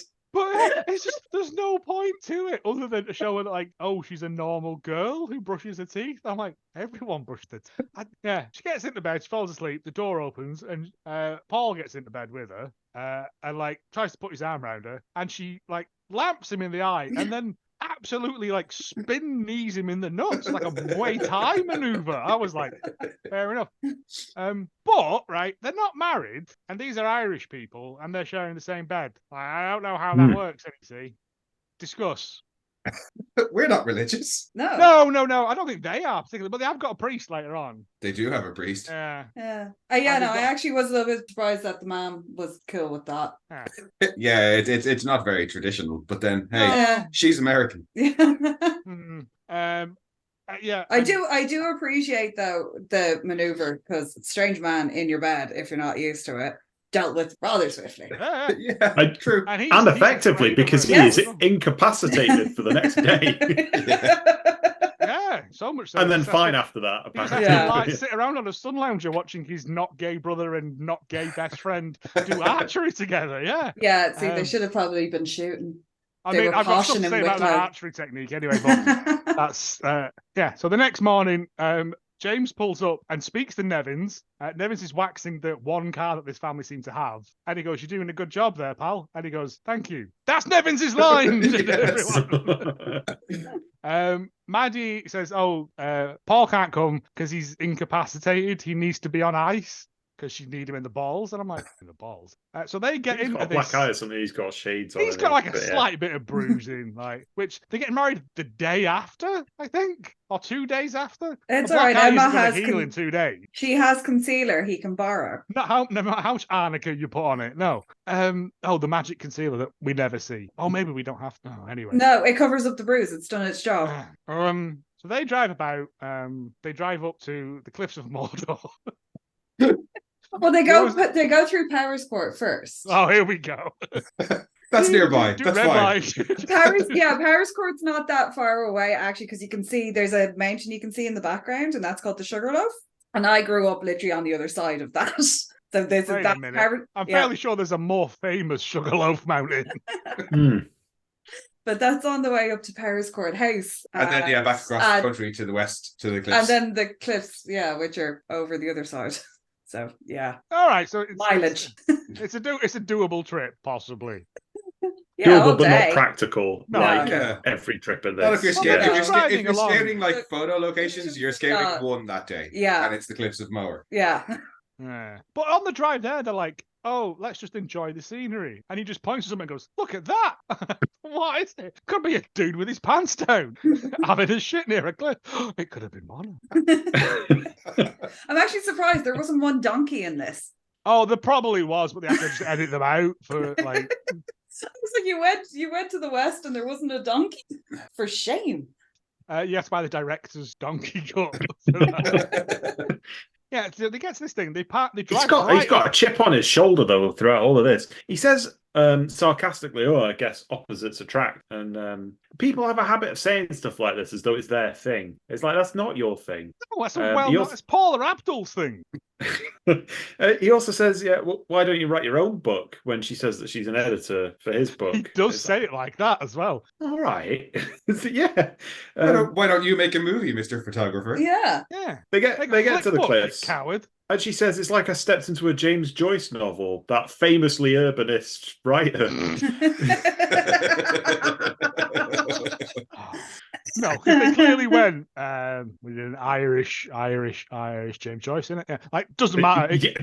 Never mind. It was never going to be anyone Yates else. Country. And that's famously like W.B. Yeats and what was his lady friend who served in Parliament?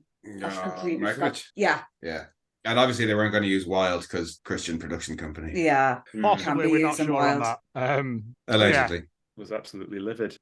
She wants to get married there, and then he's like, "Well, why don't you get married there? Thanks, Joe." Because it's notoriously windy and you'll get blown off. Well, not in the way you like. Yeah, and he's like, "Oh, so you don't want to have any say in your own wedding?" And she's like, "Oh, didn't know I was getting married until fucking yesterday."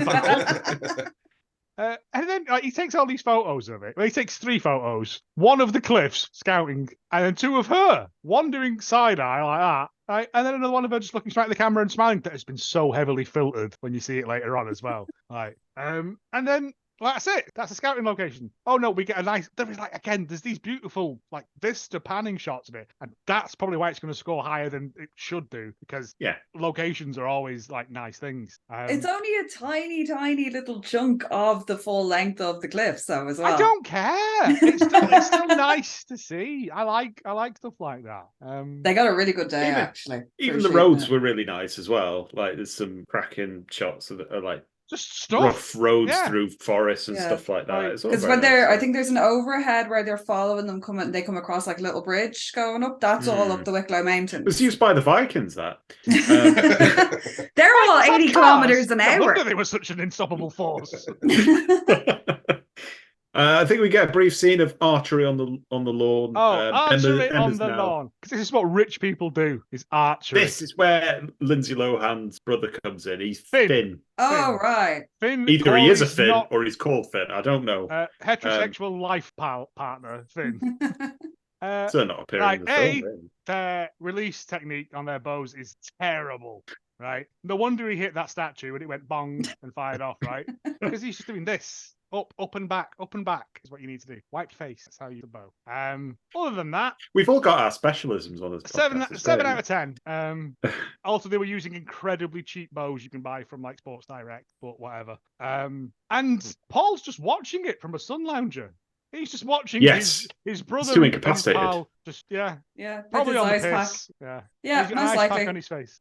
Emma comes over and she's like, "Oh, I'll get you some more ice because I have no other role in this film than to fill your need." And he's like, "Sweet, if only some babushka maniac had turned this into a hellscape, we'd have been fine." That's it. That's that scene. I think well, it's a bright, sunny lawn of them doing archery. Next scene. Doom on the horizon. There's a storm coming in. As they get back to the car, they put the hood up, and there's a just before the cut, Lindsay Lohan goes, "Just pull this," and I was like, they're driving along, and oh no, tree has fallen in the road. And being Ireland, the only road back to where they need to go, which is probably the other side of fucking Ireland. They'd have been better off chartering a fucking helicopter if they were that rich. Also, I thought in Ireland when it rains they take the roads in. I was just about to say. And so Paul goes, "Oh, it's okay. I know a nice pub nearby." And so they drive to this.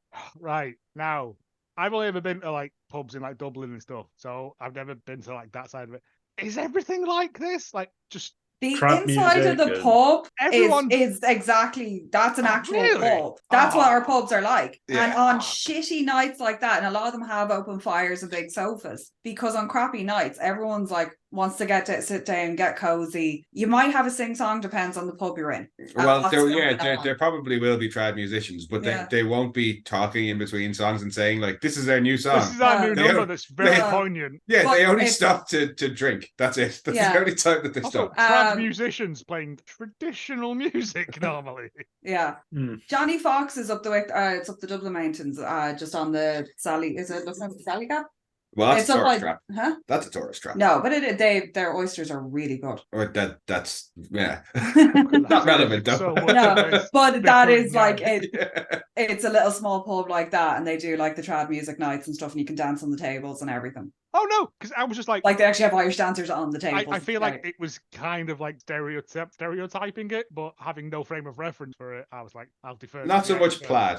Not so much plaid. Everyone was a bit too clean looking. Nobody was in the corner going. No, you will people getting up to flat caps, yes. Boots, no, but you will get people getting up to have a dance and stuff. I don't mind that. Like if it's a good night, say on a Saturday night, it's getting going, people are coming in, you get a bit of a sing-song going. The only guy in town with JCB, absolutely rat arse and too unable to move. Yes, definitely. There's no grizzled old bastard in the corner going at people. And a little old lady who looks like she's 106 who comes out to sing a song.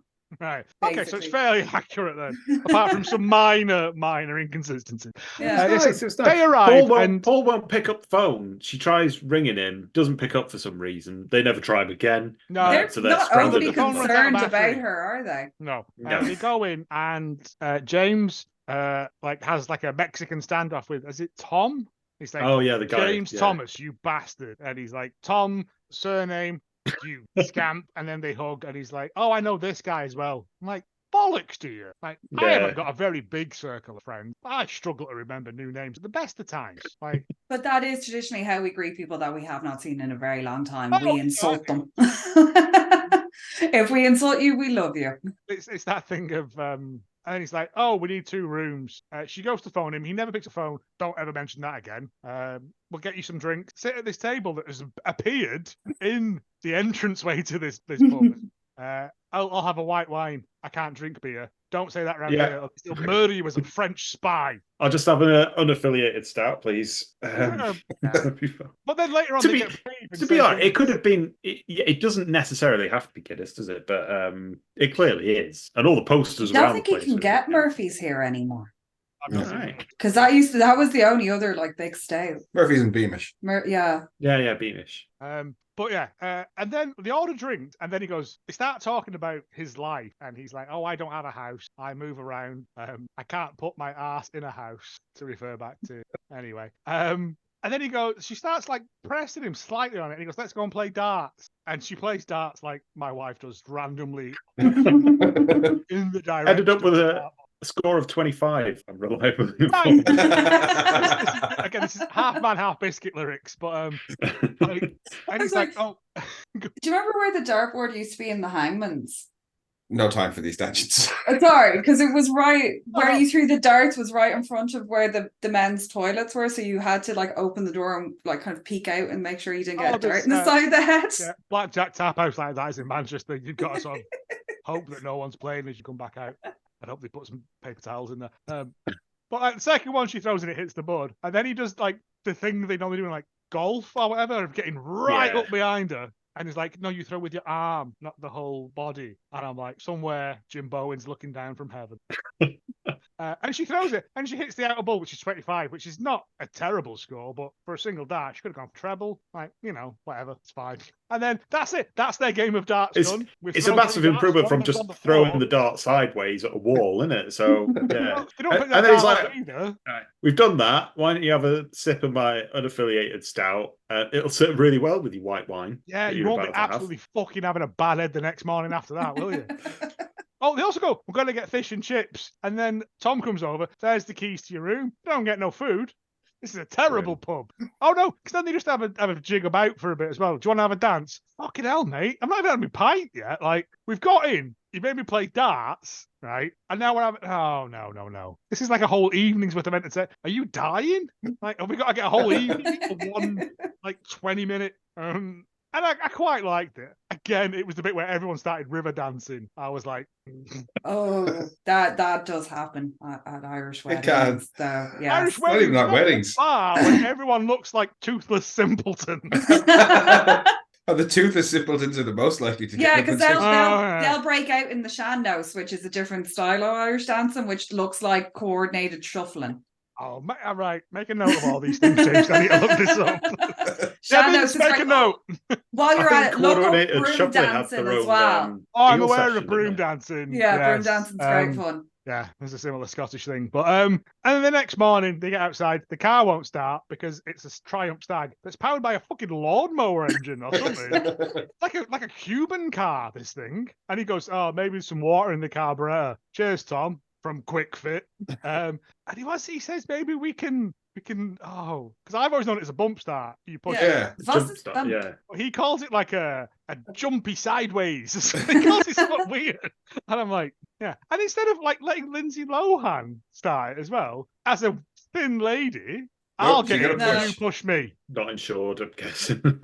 No, I can testify too. They will watch you push a car. I got watched by 4 guys push a car off a forecourt by myself. And they all stood there and gave me tips, but didn't actually help. So that's accurate. All right, fair. Okay. Right, see, things we thought were just throwaway, like actual. No, just so completely. You won't know what you're doing, so just push.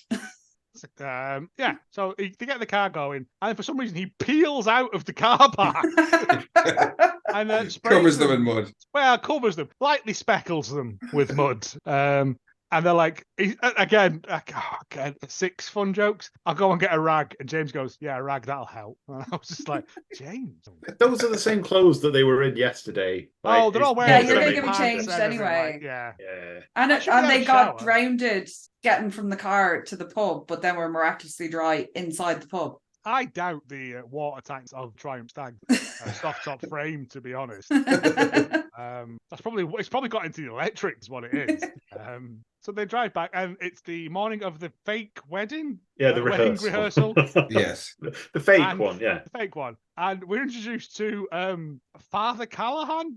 He's great. Did he have a name? Who again is got the biggest laugh of the film from me. Yes. Oh yeah. Where he kicked that horse to death. Yeah. No. And they do like I never had a wedding rehearsal. I had to go in act 1, scene 1. Like, oh yeah, it's a very American thing. Yeah. Also a very it wouldn't happen wedding. Here. Yeah. No, that's what I thought. No, even at a rich wedding here, wouldn't do that. The priest wouldn't fucking show up. The priest he would if it was hang on, no. Even my cousin, who is quite well off and married to an American, didn't have a rehearsal. Doesn't get and they did have a free bar, but they didn't have a rehearsal. No, actually. What do you have to rehearse? No, I do. Before I got married, I think I've got that one. Because Harvey was late arriving because of Indian people stuff, right? And so I said to the person, right, you're going to tell me what I have to say back because I can't remember it. I've tried. And he was like, no, I'll read it back. And I'm like, right. And then I genuinely went, can I say, do I, like a Peep Show? He was like, no.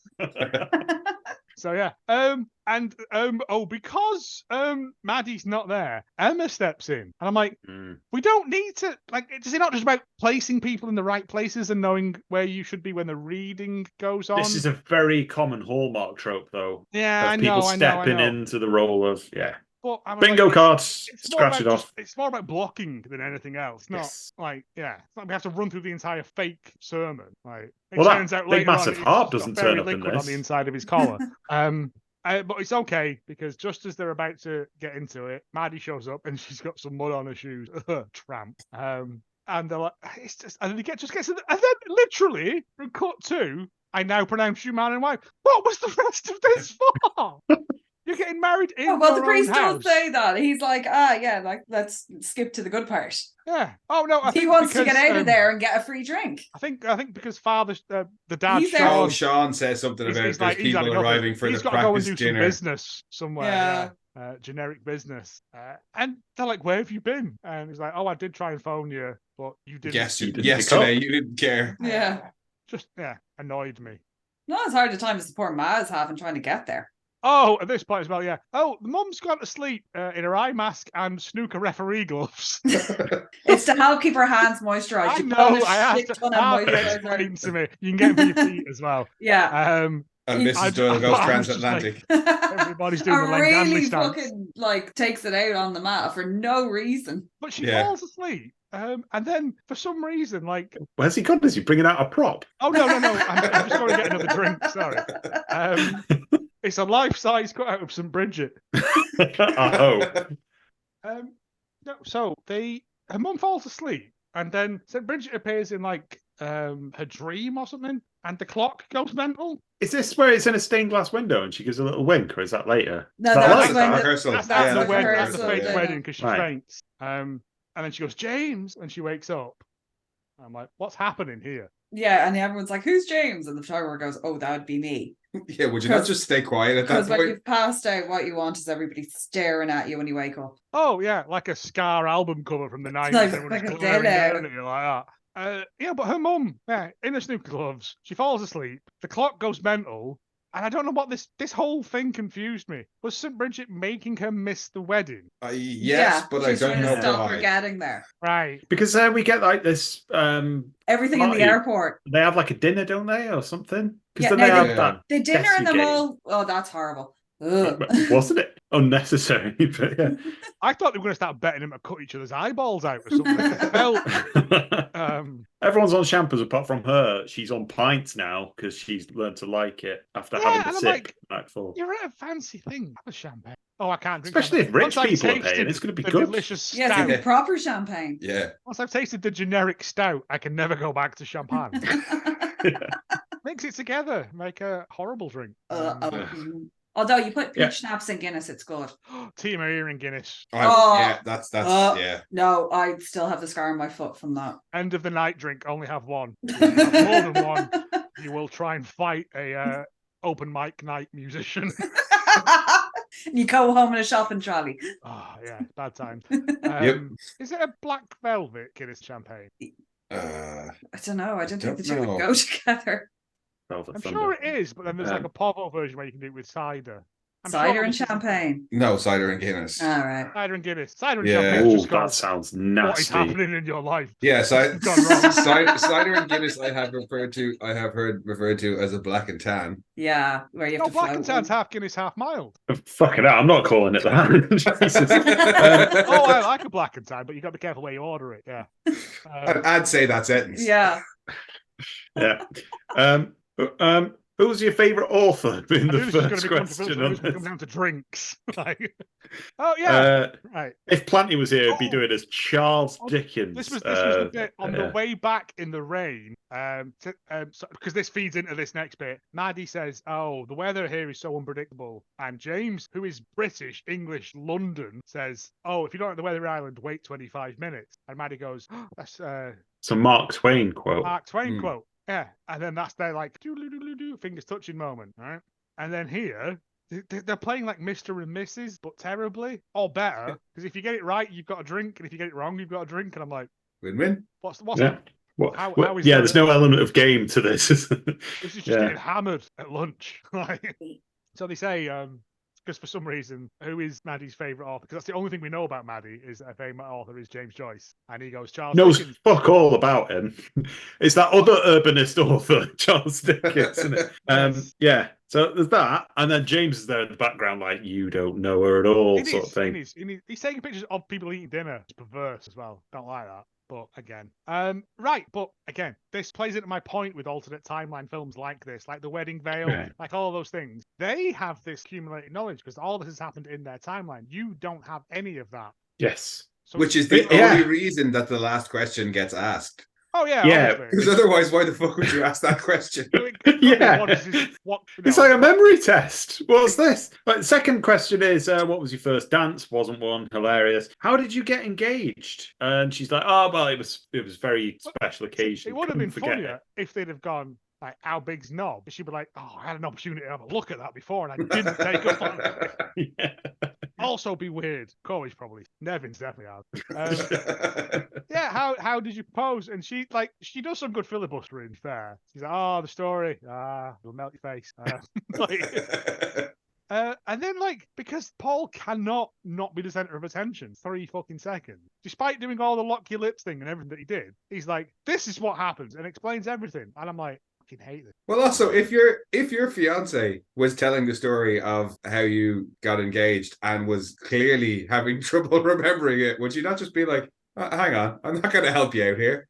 No, why keep going? Like, why can't you remember what's gone wrong? You were out last night. Has he hit you on the head? Have you been hypnol? Like, she proposed to him, and presumably because she was the one that made the wish in the first place. So it's like, you've wished for this to happen. Oh no, I think it's because he's so self-centered that he was him rather than the other way around. That's what James alludes to later on. And then, like, but everyone's just kind of like, also, apparently, that Sean, the dad, and his two pals are just talking amongst themselves for a lot of this. They're having their own little thing, like, going on. And also, Finn, I think Finn gets a line, and he sounds so shit. I can't remember what his line was. But does he get a line? Oh, bless him. He was allowed to say something. He has 2 lines, and he tries to do an Irish accent on one of them. But in the first time we meet him, when he's archerying, he's American. So yes, he definitely was American when he's archerying. Yeah. And James is like, you sicken me, and has a stomp off. Which is, it's hard to be sulky when Earth, Wind and Fire come on. Because the next thing that happens is that a weird impromptu disco happens with just the members of your family and a massive dining table and DJ Nevin spinning the wheels of steel. Yeah, but we get September, isn't it? Yeah. Which it is, I suppose. That's why that's the only thing that fits with the season. And she can't remember. Yeah, that's very true. James is invited to stay over, but he's pissed about it. So you can stay in the West Tower or something. I was like, the Tower room. Yeah, it's like, don't go in the West Wing. Yeah. Doesn't she she goes outside to try and phone her mum again, and her mum's in the airport. And she, again, her learned behaviour. Her mum badges her way to the front of the queue by going, "Oh, I'm sorry, I'm more important than push these 2 people who are getting served out of the way. You've had enough time," she says. I'm like, on the no-fly list immediately for you. And then it turns out the person behind the counter is someone who went to her school, Allegra. Yeah, I think it was Allegra. Yeah, fast piano in Italian. And like she's like, I need to get to Dublin and then to Cork, although apparently we now know that you can go down. But whatever, it doesn't matter. And Allegra's just like fucking about. And so she just wanders off. And the next thing we see, she's at the gate.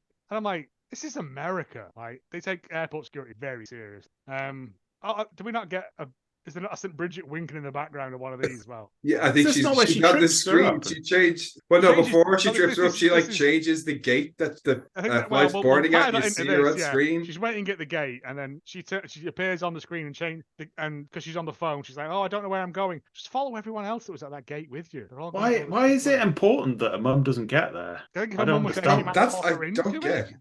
It's not like hugely consequential, so no. I was a little bit. I mean, we've paid Jane Seymour. We're using her in as many scenes as we can get her in. But as she leaves, this is not just moments from her life. It's just. It's what Jane Seymour sees as she's dying.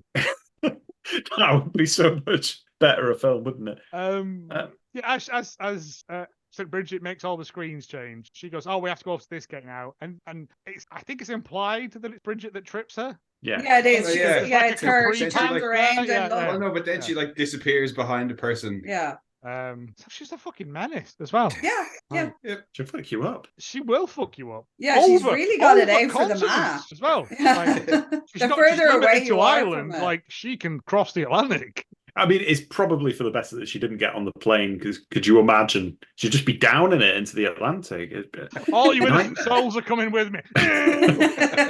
The Deus Ex Machina storm is coming out to sea. Meanwhile, back at the disco that's going on, Emma and Paul are dancing together, so they're clearly. She comes into Goody Two Shoes by Adam and the Ants, which I thought was a nice little touch. Right. I wonder what that was. Yeah. And it turns out that Paul's written both their vows as well. And he's like, "Can you edit this for me?" So she's being coordinated. I've emailed them to you as well, which is the most impersonal thing you can do as well. Right. And she's like, "All right, well, I'm going to go to bed because this is horse shit. You go and dance with Emma, and also don't come into my room tonight because you know what'll happen." Well, I think he says that they're going to sleep apart for tradition. Yeah, because we don't want any more bad luck. He says. She goes to bed. James. Well, no, she reads the email first because it says "Wedding Vows" by Paul Kennedy. He says, "Hey, babe." Oh, did you see any? Wedding vows. Her novel? Her novel. Yeah. The blank page. The blank page. It's a blank page. Wow. It says untitled novel by Madeline Kelly. Well, I'd start with a title and then work to that, but I don't know. Like, so she starts writing. She starts writing a novel late at night when she's fucked. Like, she's obviously not going to get anything done. But yeah, James. James is looking at pictures of her on his camera in his hotel bed. Which I mean, we've all been there. Gave off vibes, didn't it? Yeah. In fact, he had one of those grip handles on the back of his tablet though as well, like in case it gets serious. Like he's looking too hard, he drops it. But then he opens the book like to the mid. Like it's not the end where like the acknowledgements would be, because when it's the forward, isn't it? Is it no? But when he closes it, it's like the middle of the book.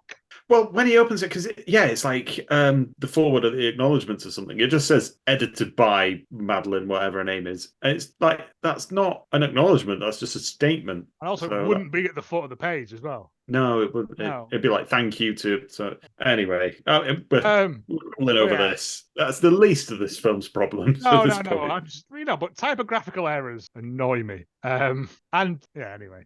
But she looks out of the window because she's does she see? busy working on a novel. Paul and Emma looking a bit upset. This was the bit that got me. Or was this a Donovan quote? I don't know. It was a Donovan quote, actually. Yes, well done. It's Season of the Witch, mate. Come on, get on board. Some old cat looking over.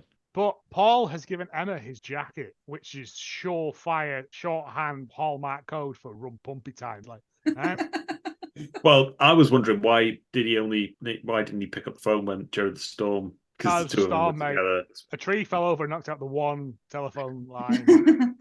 But Emma's like, oh, it was such a fun night. I hope it never ends. I wish it never ends. And like, he's trying to fucking bang Paul. And Paul does the honourable thing and walks away. Like, snatches his jacket back and he's like, good night, Emma. And Maddie's like, oh, okay. Emma did the right thing there. I'm like, no, she did not. All your friends are horned up. Like, bad. The morning of the wedding. Yeah, there's a water feature or something. James is taking pictures of. It's a lily pond. It's it's a big ornamental lily pond, which I imagine must stink. Yeah, because lilies grow in stagnant water. Yeah, that's what I thought. It's not a fun place to go and hang out. No, to all the little there's little small plants on the top that are like tiny and little green leaves. They're called duckweed, and they keep filtering the water. We have a wildlife pond that has lilies in it, and the duckweed is the only thing that stops it stinking. See, this is amazing. We have to get them all the time. I will send you photos actually, because our tadpoles all hatched yesterday. So we have a little tadpole swimming around in it. Yeah, I thought he must just stink down there, and that's why he's going down there on his own, because he stinks as well. And they have a falling out the night before, don't they, Maddie and James? Like, they're like, stop running away from your life, James. And he's like, stop getting married to a guy you hate, whatever your name is, woman. And she's like, oh, that was uncalled for. And he's like, eh. And then the next morning, she goes down and is like, I'm sorry about that. And he goes, yeah, but you said it though, didn't you? And I'm like, well, you said it as well. Like, Paul sees all of this through a gap in the hedge as well, and he's like, And then he runs off. And then runs off. He went for his morning run / hedge peer. But just as James puts his hands around like her shoulders, that's when Paul's like, I've seen enough. I'm going to leave now. Well, this is the classic let me explain moment, as we always refer to it. And yeah, they go to the wedding. She wears the hideous dress. I don't find it hideous. It's just, if you look at it, it's from a great grandma's time. It's probably very in vogue at the time. But yeah. It's a nice venue, by the way. It looks like some sort of converted abbey. It's part of the property. Lovely place. But converted abbey equals no rules in my book. This has got... yeah. And this is where we get Father Callahan again. Yes! Yes. Everyone's favourite. He's been on the communal wine. He's having a whale of a time. Got mad facts about St. Bridget. He also quotes the Rolling Stones at her because he does have mad facts about St. Bridget. Like, top of his head, like, yeah, St. Bridget. Don't one of all her. the saints. But, doesn't have the best fact about her. Doesn't say anything about that Protestant chicken. No, but it is like she's got a wild sense of humor. Yeah, she might. You don't always get what you want, but you'll always get what you need. That's not what a sense of humor is, though. Oh, mate, if he'd have gone, and also one time she pushed a Protestant chicken into a lake and it became a fish, and then she ate it, I'd be like, this is the best film ever made. And she's like, oh, okay, sweet. Well, I guess I'll go and get married anyway, even though I don't want to do this. All the way through this day, I was going, she's going to just fuck off back to that wishing throne. Yeah. And just unwish it all. That's what I thought too. Yeah. She waits until drama happens, like, till the worst fight I've ever seen. And I've she goes up to Emma first. A wrestling match. Yeah, she goes up to Emma first, and she's like, "I'm sorry, I know you've got feelings for her." And Emma's like, "Well, what do you want me to do about this? Yeah, what's this for?" I saw you out my window last night. All right, fucking pervy Patrick Moore. But I know, I've known you since I was 4, so I know you wouldn't betray me. And I was like, mate, if Paul had have just tipped to the wing, she'd have been on him like a cheap suit, like. Betrayal. Yeah, but Emma has no idea what's going on, right? Because in her timeline, they've been going out for 6, I assume the same 4 months. So it's never occurred to her. Like, this is the problem with the time swap birthday films. When she proposed to him. We don't know when his birthday was, though, do we? No. April the 1st. Yeah, and then like she puts the dress on, like, and then. Just sighing. We had this as well. We just had to, like, every once in a while just pause it and just go, yep, and then just carry on. It was hard to watch. Right. We get the proper ceremony going though. My next note is Paul comes out in his god awful suit. Yeah, his Conor McGregor suit. Like, would he not have worn a kilt or something? We don't do that for weddings. Yeah, but Americans don't know that. Yeah. It's all the same to them, isn't it? Like, also, nobody shows up around here in a Lamborghini to a fucking wedding. Oh yeah, all the fancy cars showing up for the wedding. Nobody's driving themselves. If they're that fancy and they're going to a wedding, they're not driving themselves. They're getting dropped out there. They're all letting people stop over. Yeah. A lot of people are stopping in that disgraced abbey. Yeah. They're going to put out some camp beds and shit. Like, everybody's coming in minibuses because they have them organised because they're going to get collected later on. One bus driver's like, this is how I met my money. I can drive you to the gate. You have to walk the rest yourself. If a man carrying wood accuses you of crimes, deny all of them. Yeah, and he comes out and we start this thing. And then we get like the long aisle shot of Maddie in her normal, I say normal day-to-day clothes, but she's wearing plaid, so much plaid, like, and everybody like kicks off about it. One and guy I swear goes, to God, is that the wedding dress? Yeah. Somebody else goes, oh, shite. I'm sure somebody says shite. It was just missing. Yeah. Yes, that was what I was saying. All I wanted at one point during all of that wedding chaos was at least one person to just go, fucking hell. But no, she walked. She could have just left. Yep. Like, she did not have to make this speech. She could have just gone to the wishing throne. You don't even know me. I'm the bride. Like that. No, she goes, oh, some of you. Yeah, she comes to walk to the front because she needs the attend as well. And also, to be fair, none of this will matter when she gets the wish reversed. So but what if it doesn't? I'd have got my ass out and just started lamping people. But if she can't reverse the wish, then she has to deal with all the consequences that she's just done at this. I'll take that risk. Which is just a big shit show, really, because Paul blames James, like, he's stealing my bride. James, in his non-ironed linen suit, like, run an iron over it, son. Get Nevins to run an iron over it, Jesus. He's the photographer. He's not going to appear in any of the photos. It's a wedding. Have some respect. When he calls Emma irrelevant and just the noise she makes. That's a good noise. James as well says that Paul stole her book, and there's all these people going. That's where I really wanted the fucking hell. Fucking hell. And we get a fight scene, which we wouldn't get in a Hallmark film. That's nice. But you do tend to get in an Irish wedding, though, but it's generally in the reception. And then he gets him into a weak headlock. It is quite a realistic fight. I like Sean helping, though. Well, what, by pulling him by the foot? Sean, big brother. No, when the bitch Bob is like, Sean, get in there and help him, and the dad leads in and goes, you can do it, son. Right there, Flash. And then the brother's got him by the fucking foot, and then they turns around, he's like, why? What sort of fucking helping is that? It was James's ultimate defense of 100-hand slapping. That was a joy to behold. These are not men of combat. Kicks off further down, and other people just take the opportunity to have a go. And you bitch. Yeah, fuck it.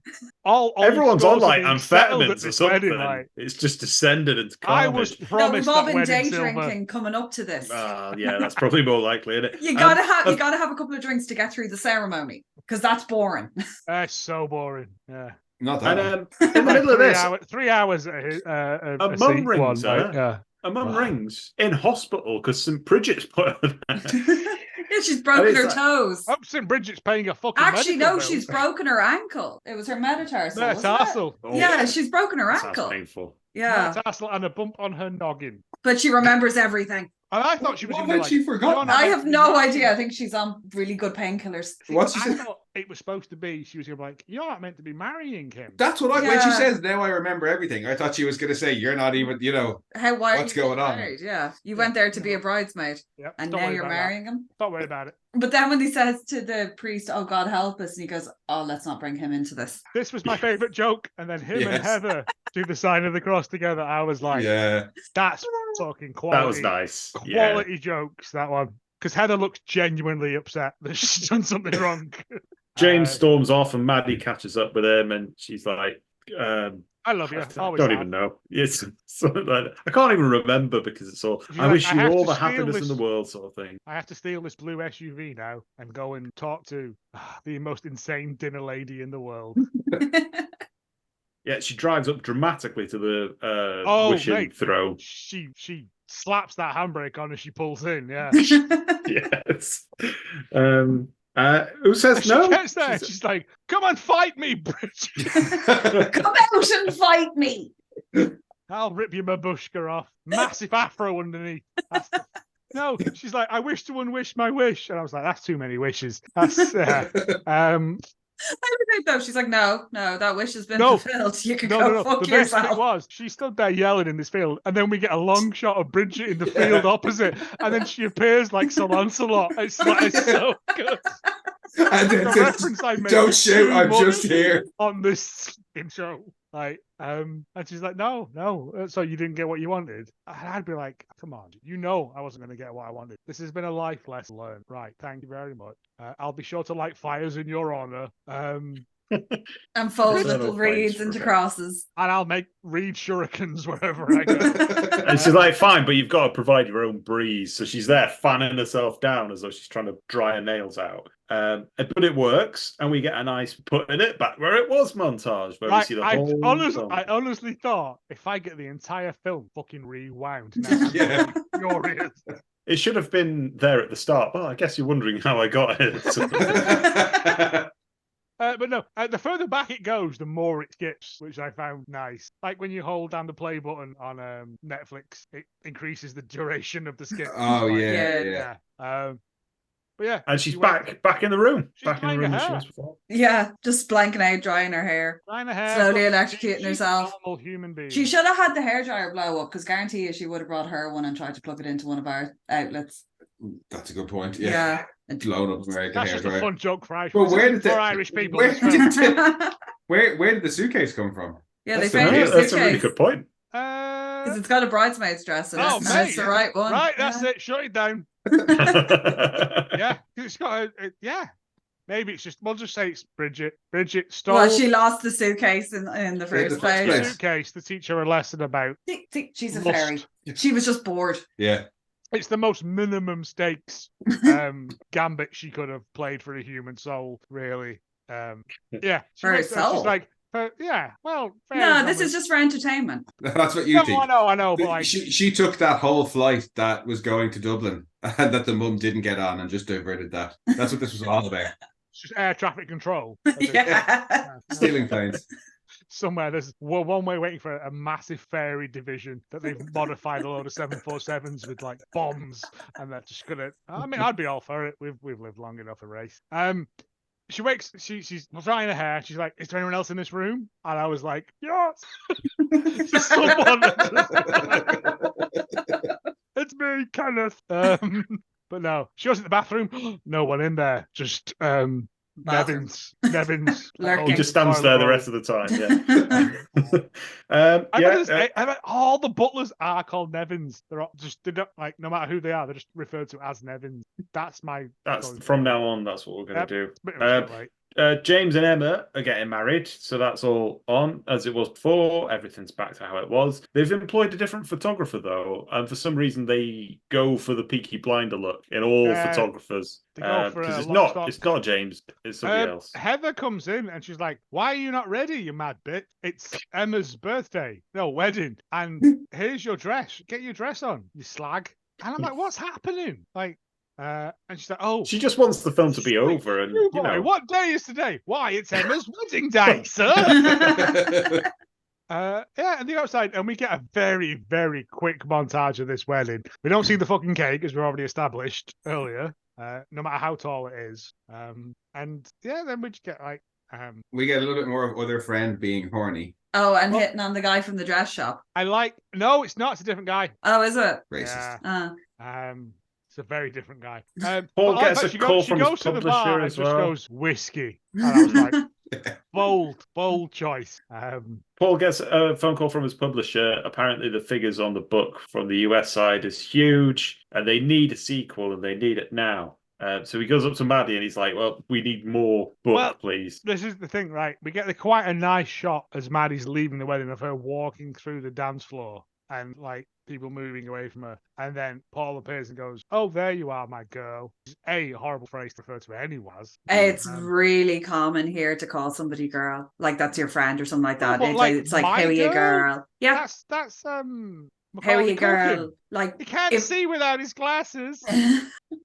Because here, well is a greeting. You just walk up to people and go, "Well." Right, we're learning a lot, James, tonight. I'm writing all this down. Make notes when they release the Hallmark Guide to Ireland.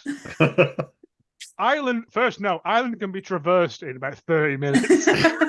No matter everything's where right next to each other. It's fine. If you have a Stag Triumph that's just been resprayed, you're golden, son. Even if you don't have seatbelts on, because they don't have seatbelts on. Ireland seatbelt laws, you have to have seatbelts on. You have to have seatbelts on, yeah. And a Triumph Stag, you don't start razzing it around there with no seatbelts on. You wouldn't actually be allowed to drive that because it would have... What would be the insurance on one of those?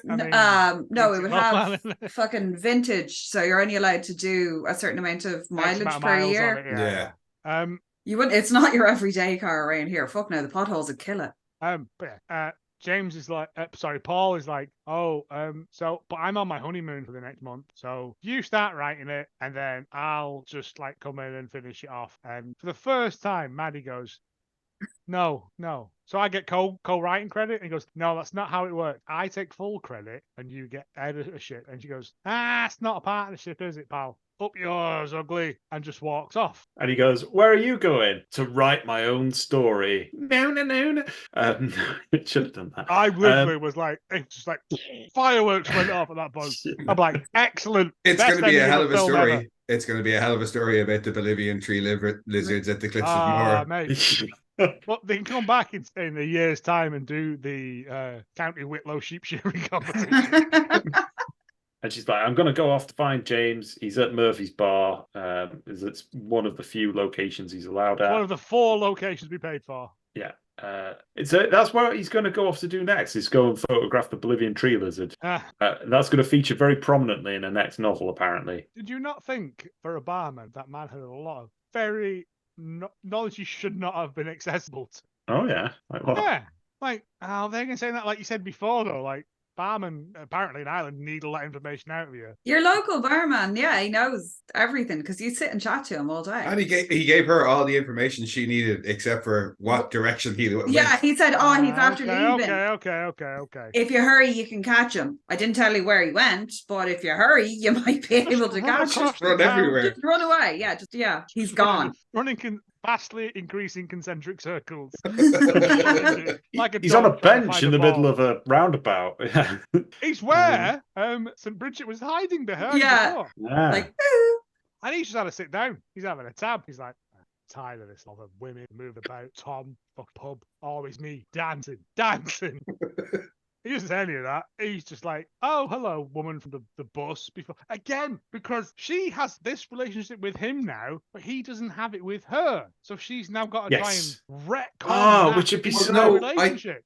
I can't begin. think there's supposed to be some sort of implication that he was filled in on what's happened. Yeah, because he says he met a woman and had a conversation. He says after she got off the bus, he met a very interesting woman who convinced him to stay around for a bit. Yeah. He's supposed to be saying that St. Bridget was the one who convinced him. Yeah. And he's got this weird sort of knowing smile. Oh, there's a line he says, and she answers, and he goes, "What?" And like he doesn't know what that is, and that's one of their little in jokes. It doesn't matter because we've reached the end of the film.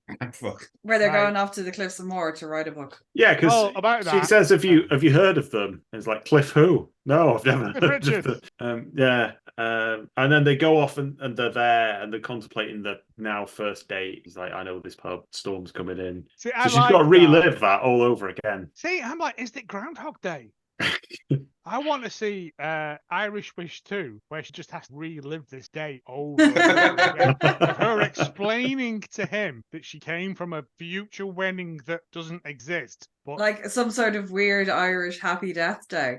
Nobody dies. Nevin? Can Nevin die? It was the butler the whole time. Oh, Nevin. He was the fairy. Yeah. But yeah, and then that's the end of the film, essentially. Like, it's awful.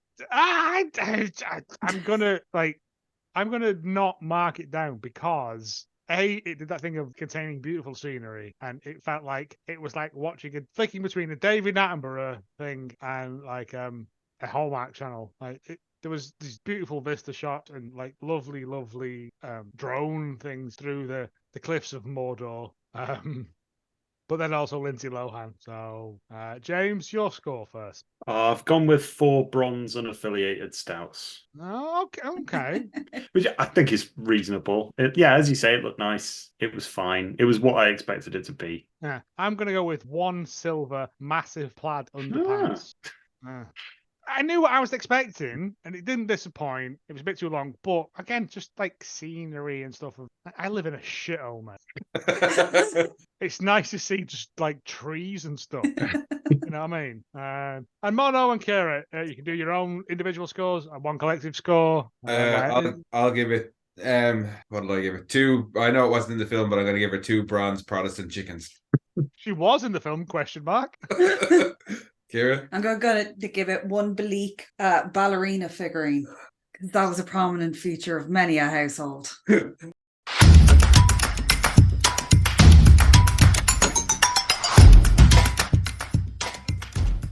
So that was Irish Wish 2024, the most up-to-date film that we've ever done on the show because it was released yesterday.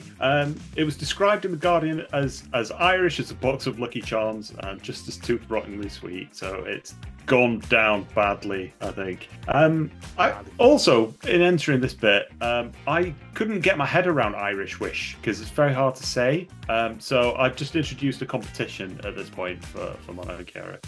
We've got some alternative titles that we've together crowd shared, and we'd just like you to pick the best alternate title because I don't really like that one.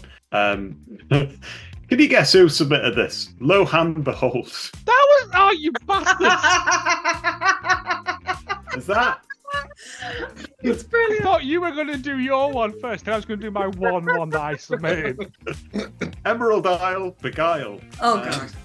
The Hunt for Gaelic Bread. And finally, Irish Nation Inclination. But she ends up with an English fella. Yeah. I know. She comes up the with elephant in the room and ends up with a fucking English fella. I know. Yeah. We're all angry about that as well. But because the Irish guy's a prick. Yeah. So that's a prick. It wasn't a dig at you, Mono. So there's your 4 choices. Lo and behold, what was it? Irish garlic bread or some shit. Gaelic bread. Emerald Isle Beguile and the Irish Nation Inclination. I think it's got to be Lo and Behold. Yeah. There you go. I knew I'd peak too soon with that. I should have held that in reserve. That's the contest has been brought to you by Streaky Bacon. Is it in you? Is it in you? Yeah, so that was Irish Wish 2024. It was written by Kirsten Hansen, as a veteran Hallmark writer who does things like Cross Country Christmas and Nantucket Noel. Also, Chesapeake Shores, So Netflix have really they have taken loads of Hallmark personnel to make these Hallmark-like stories. It was directed by Janine Damian, another Hallmark producer, who did the earlier Netflix Lindsay Lohan collaboration, Falling for Christmas, it was called, which spent 6 weeks at the streamer's top 10 most watched movie list in 2022, which then led to a 2-picture deal with Netflix and Lindsay Lohan. However, her early films include the film Hot Tamale, 2006. Ooh! Which looks like, from the trailer, it's got Charlie from Always Sunny, his mum, in that. It seems to be in it as well. Okay. Never seen her in anything else. She's in... Oh, no. Go on. Sorry. I don't know. Her first film seems to be... Chesapeake was. Oh, right, yeah. Chesapeake is in Virginia. You know, that hot plate of young lust, Virginia. Yeah. I mean, there's Hallmark territory, isn't it? Because they're full on Chesapeake stuff. I think it's just across from Washington DC, isn't it? Because there's a lot about Chesapeake. Anyway, doesn't make any difference. Her first film was Death Mask, 1998. Wilbur works in an old carnival and shows some gruesome things to the public. He covered his face because he had a sadistic father who burned his face. Everybody makes jokes about his scars, and when the new boss fired him, he goes to an old swamp witch who gives him a piece of wood from a hanging tree, and Wilbur makes a mask from this piece of wood and puts all his anger into this mask. When he puts the mask on, everyone who looks on this mask commits suicide. He has created the Death Mask. Last Orders episode? I walked away for a second and I feel like I've come back into what's going on. It's a very weirdly written synopsis, but that's Death Mask. So, okay, add it to the list, James. Maddie, obviously played by Lindsay Lohan. She's described her character as a bit of a bookworm and a nerd, which I love playing. She has done quite a lot of promotion for this. I think she's very proud of it. Fair enough. It's not the worst thing she's ever done. No, far from it. Her most well-known films, obviously, The Parent Trap, Freaky Friday, and Mean Girls. But the worst-rated one is Among the Shadows, 2019. Has anybody watched this? Yeah, it's the one with the vampires. Well, it says on the synopsis that a private investigator must unravel the murder of her uncle while keeping the secret that she's a descendant from a line of werewolves. It's got 2.1. I don't think I've ever seen anything that low. No, that's not what we do in the shadows. Among the Shadows. All right. Again, add it to the list. Right, yeah. Lohan season, we're doing it. She's also allergic to blueberries and horses. So that scene where she was on horseback must have been a difficult scene. There's a bit where she's on horseback. I didn't dream that, did I? Is there? No. They go riding. I'm sure they do. She's on a bicycle. Yeah. Bicycles are like tiny horses. Well, what about blueberries? Were any of those then? One of the horses she wasn't on was called Blueberry. No, she was on a bike. She was in a Triumph Stag, and then she's in like a blue SUV. Yeah. The Triumph Stag, she's allergic to those.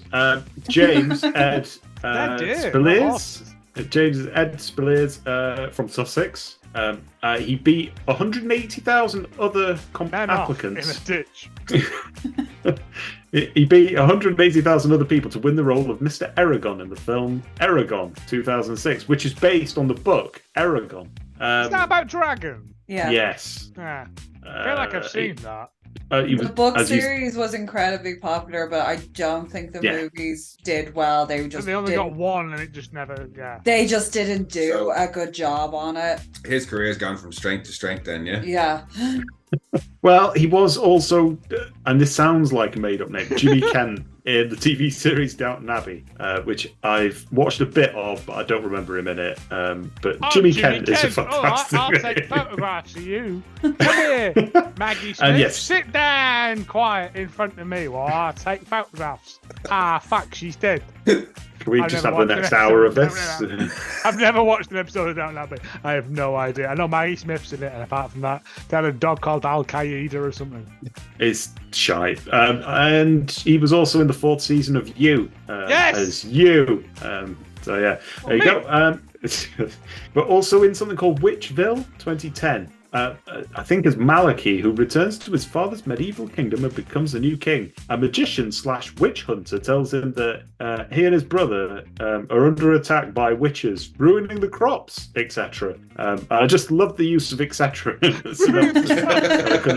General mayhem, scaring the sheep. Yeah.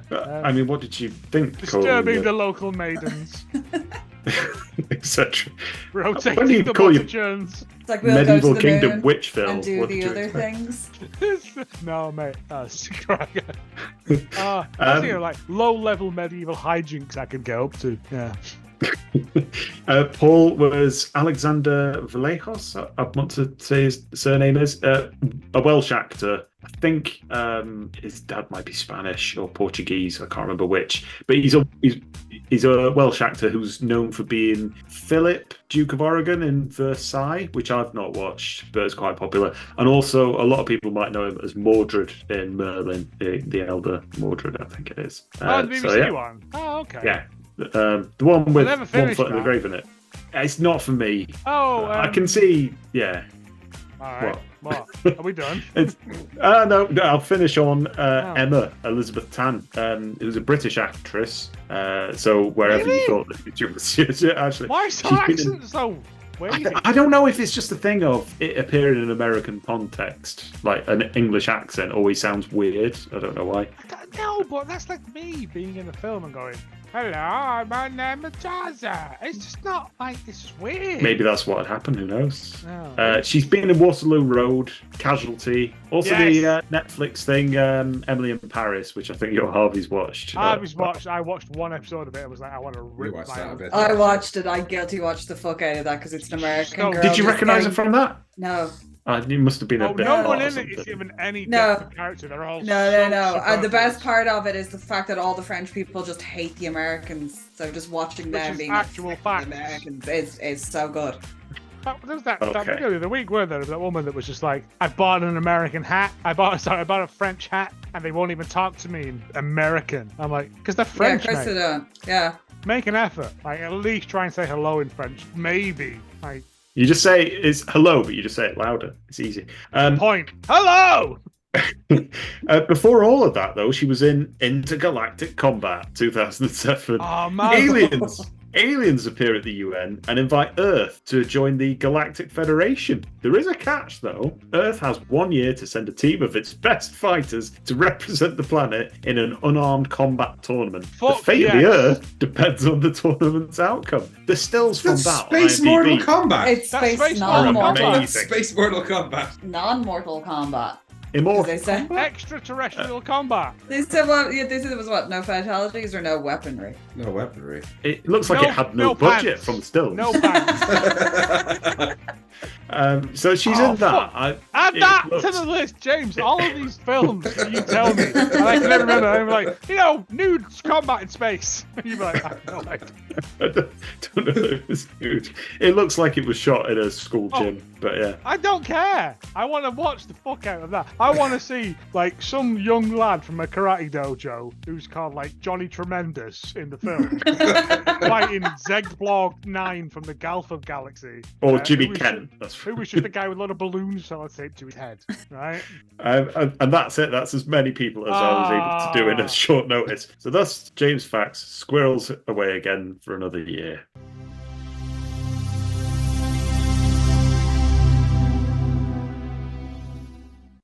As this is an incredibly new film, the notes for it are obviously few and far between.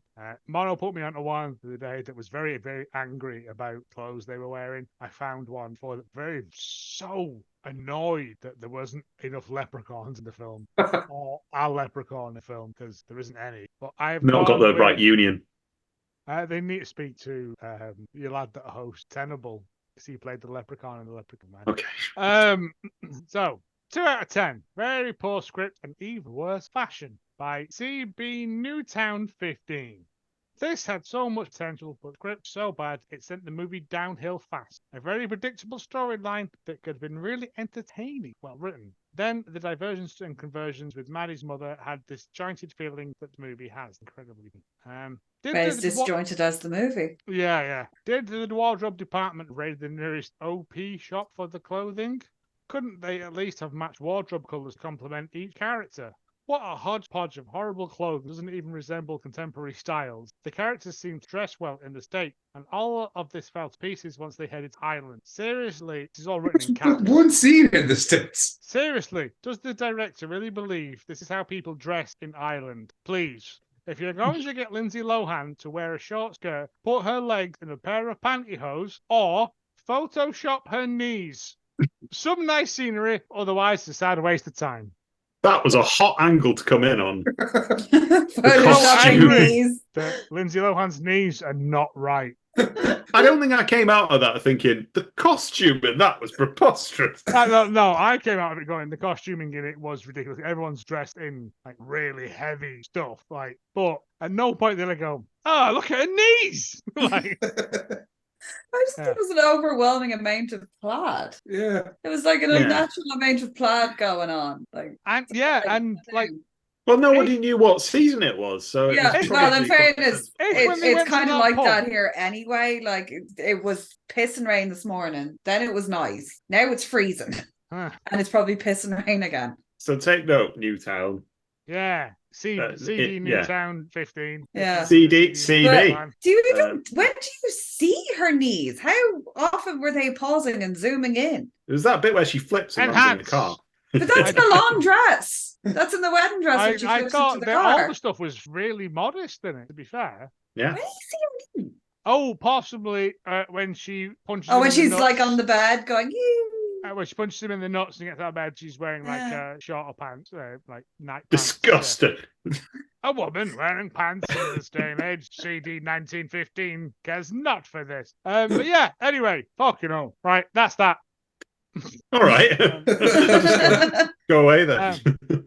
In conclusion, that was 2024's Irish Look starring Lindsay McLohan. Oh, Lohan. Your favourite lines from the film to take us out of this very long, very boring, but very fun episode. Nothing! You've got nothing! Well, last time I stepped over James, so I was like, I'll wait for James. No, you to go first. This you time. Go first. You got more than just the eye. Oh, that was good. Actually, yeah, that was pretty fun. Oh my god, let's not bring him into this. It's the Sphinx of wedding candles. Say goodbye, boys and girls. Bye, boys and girls.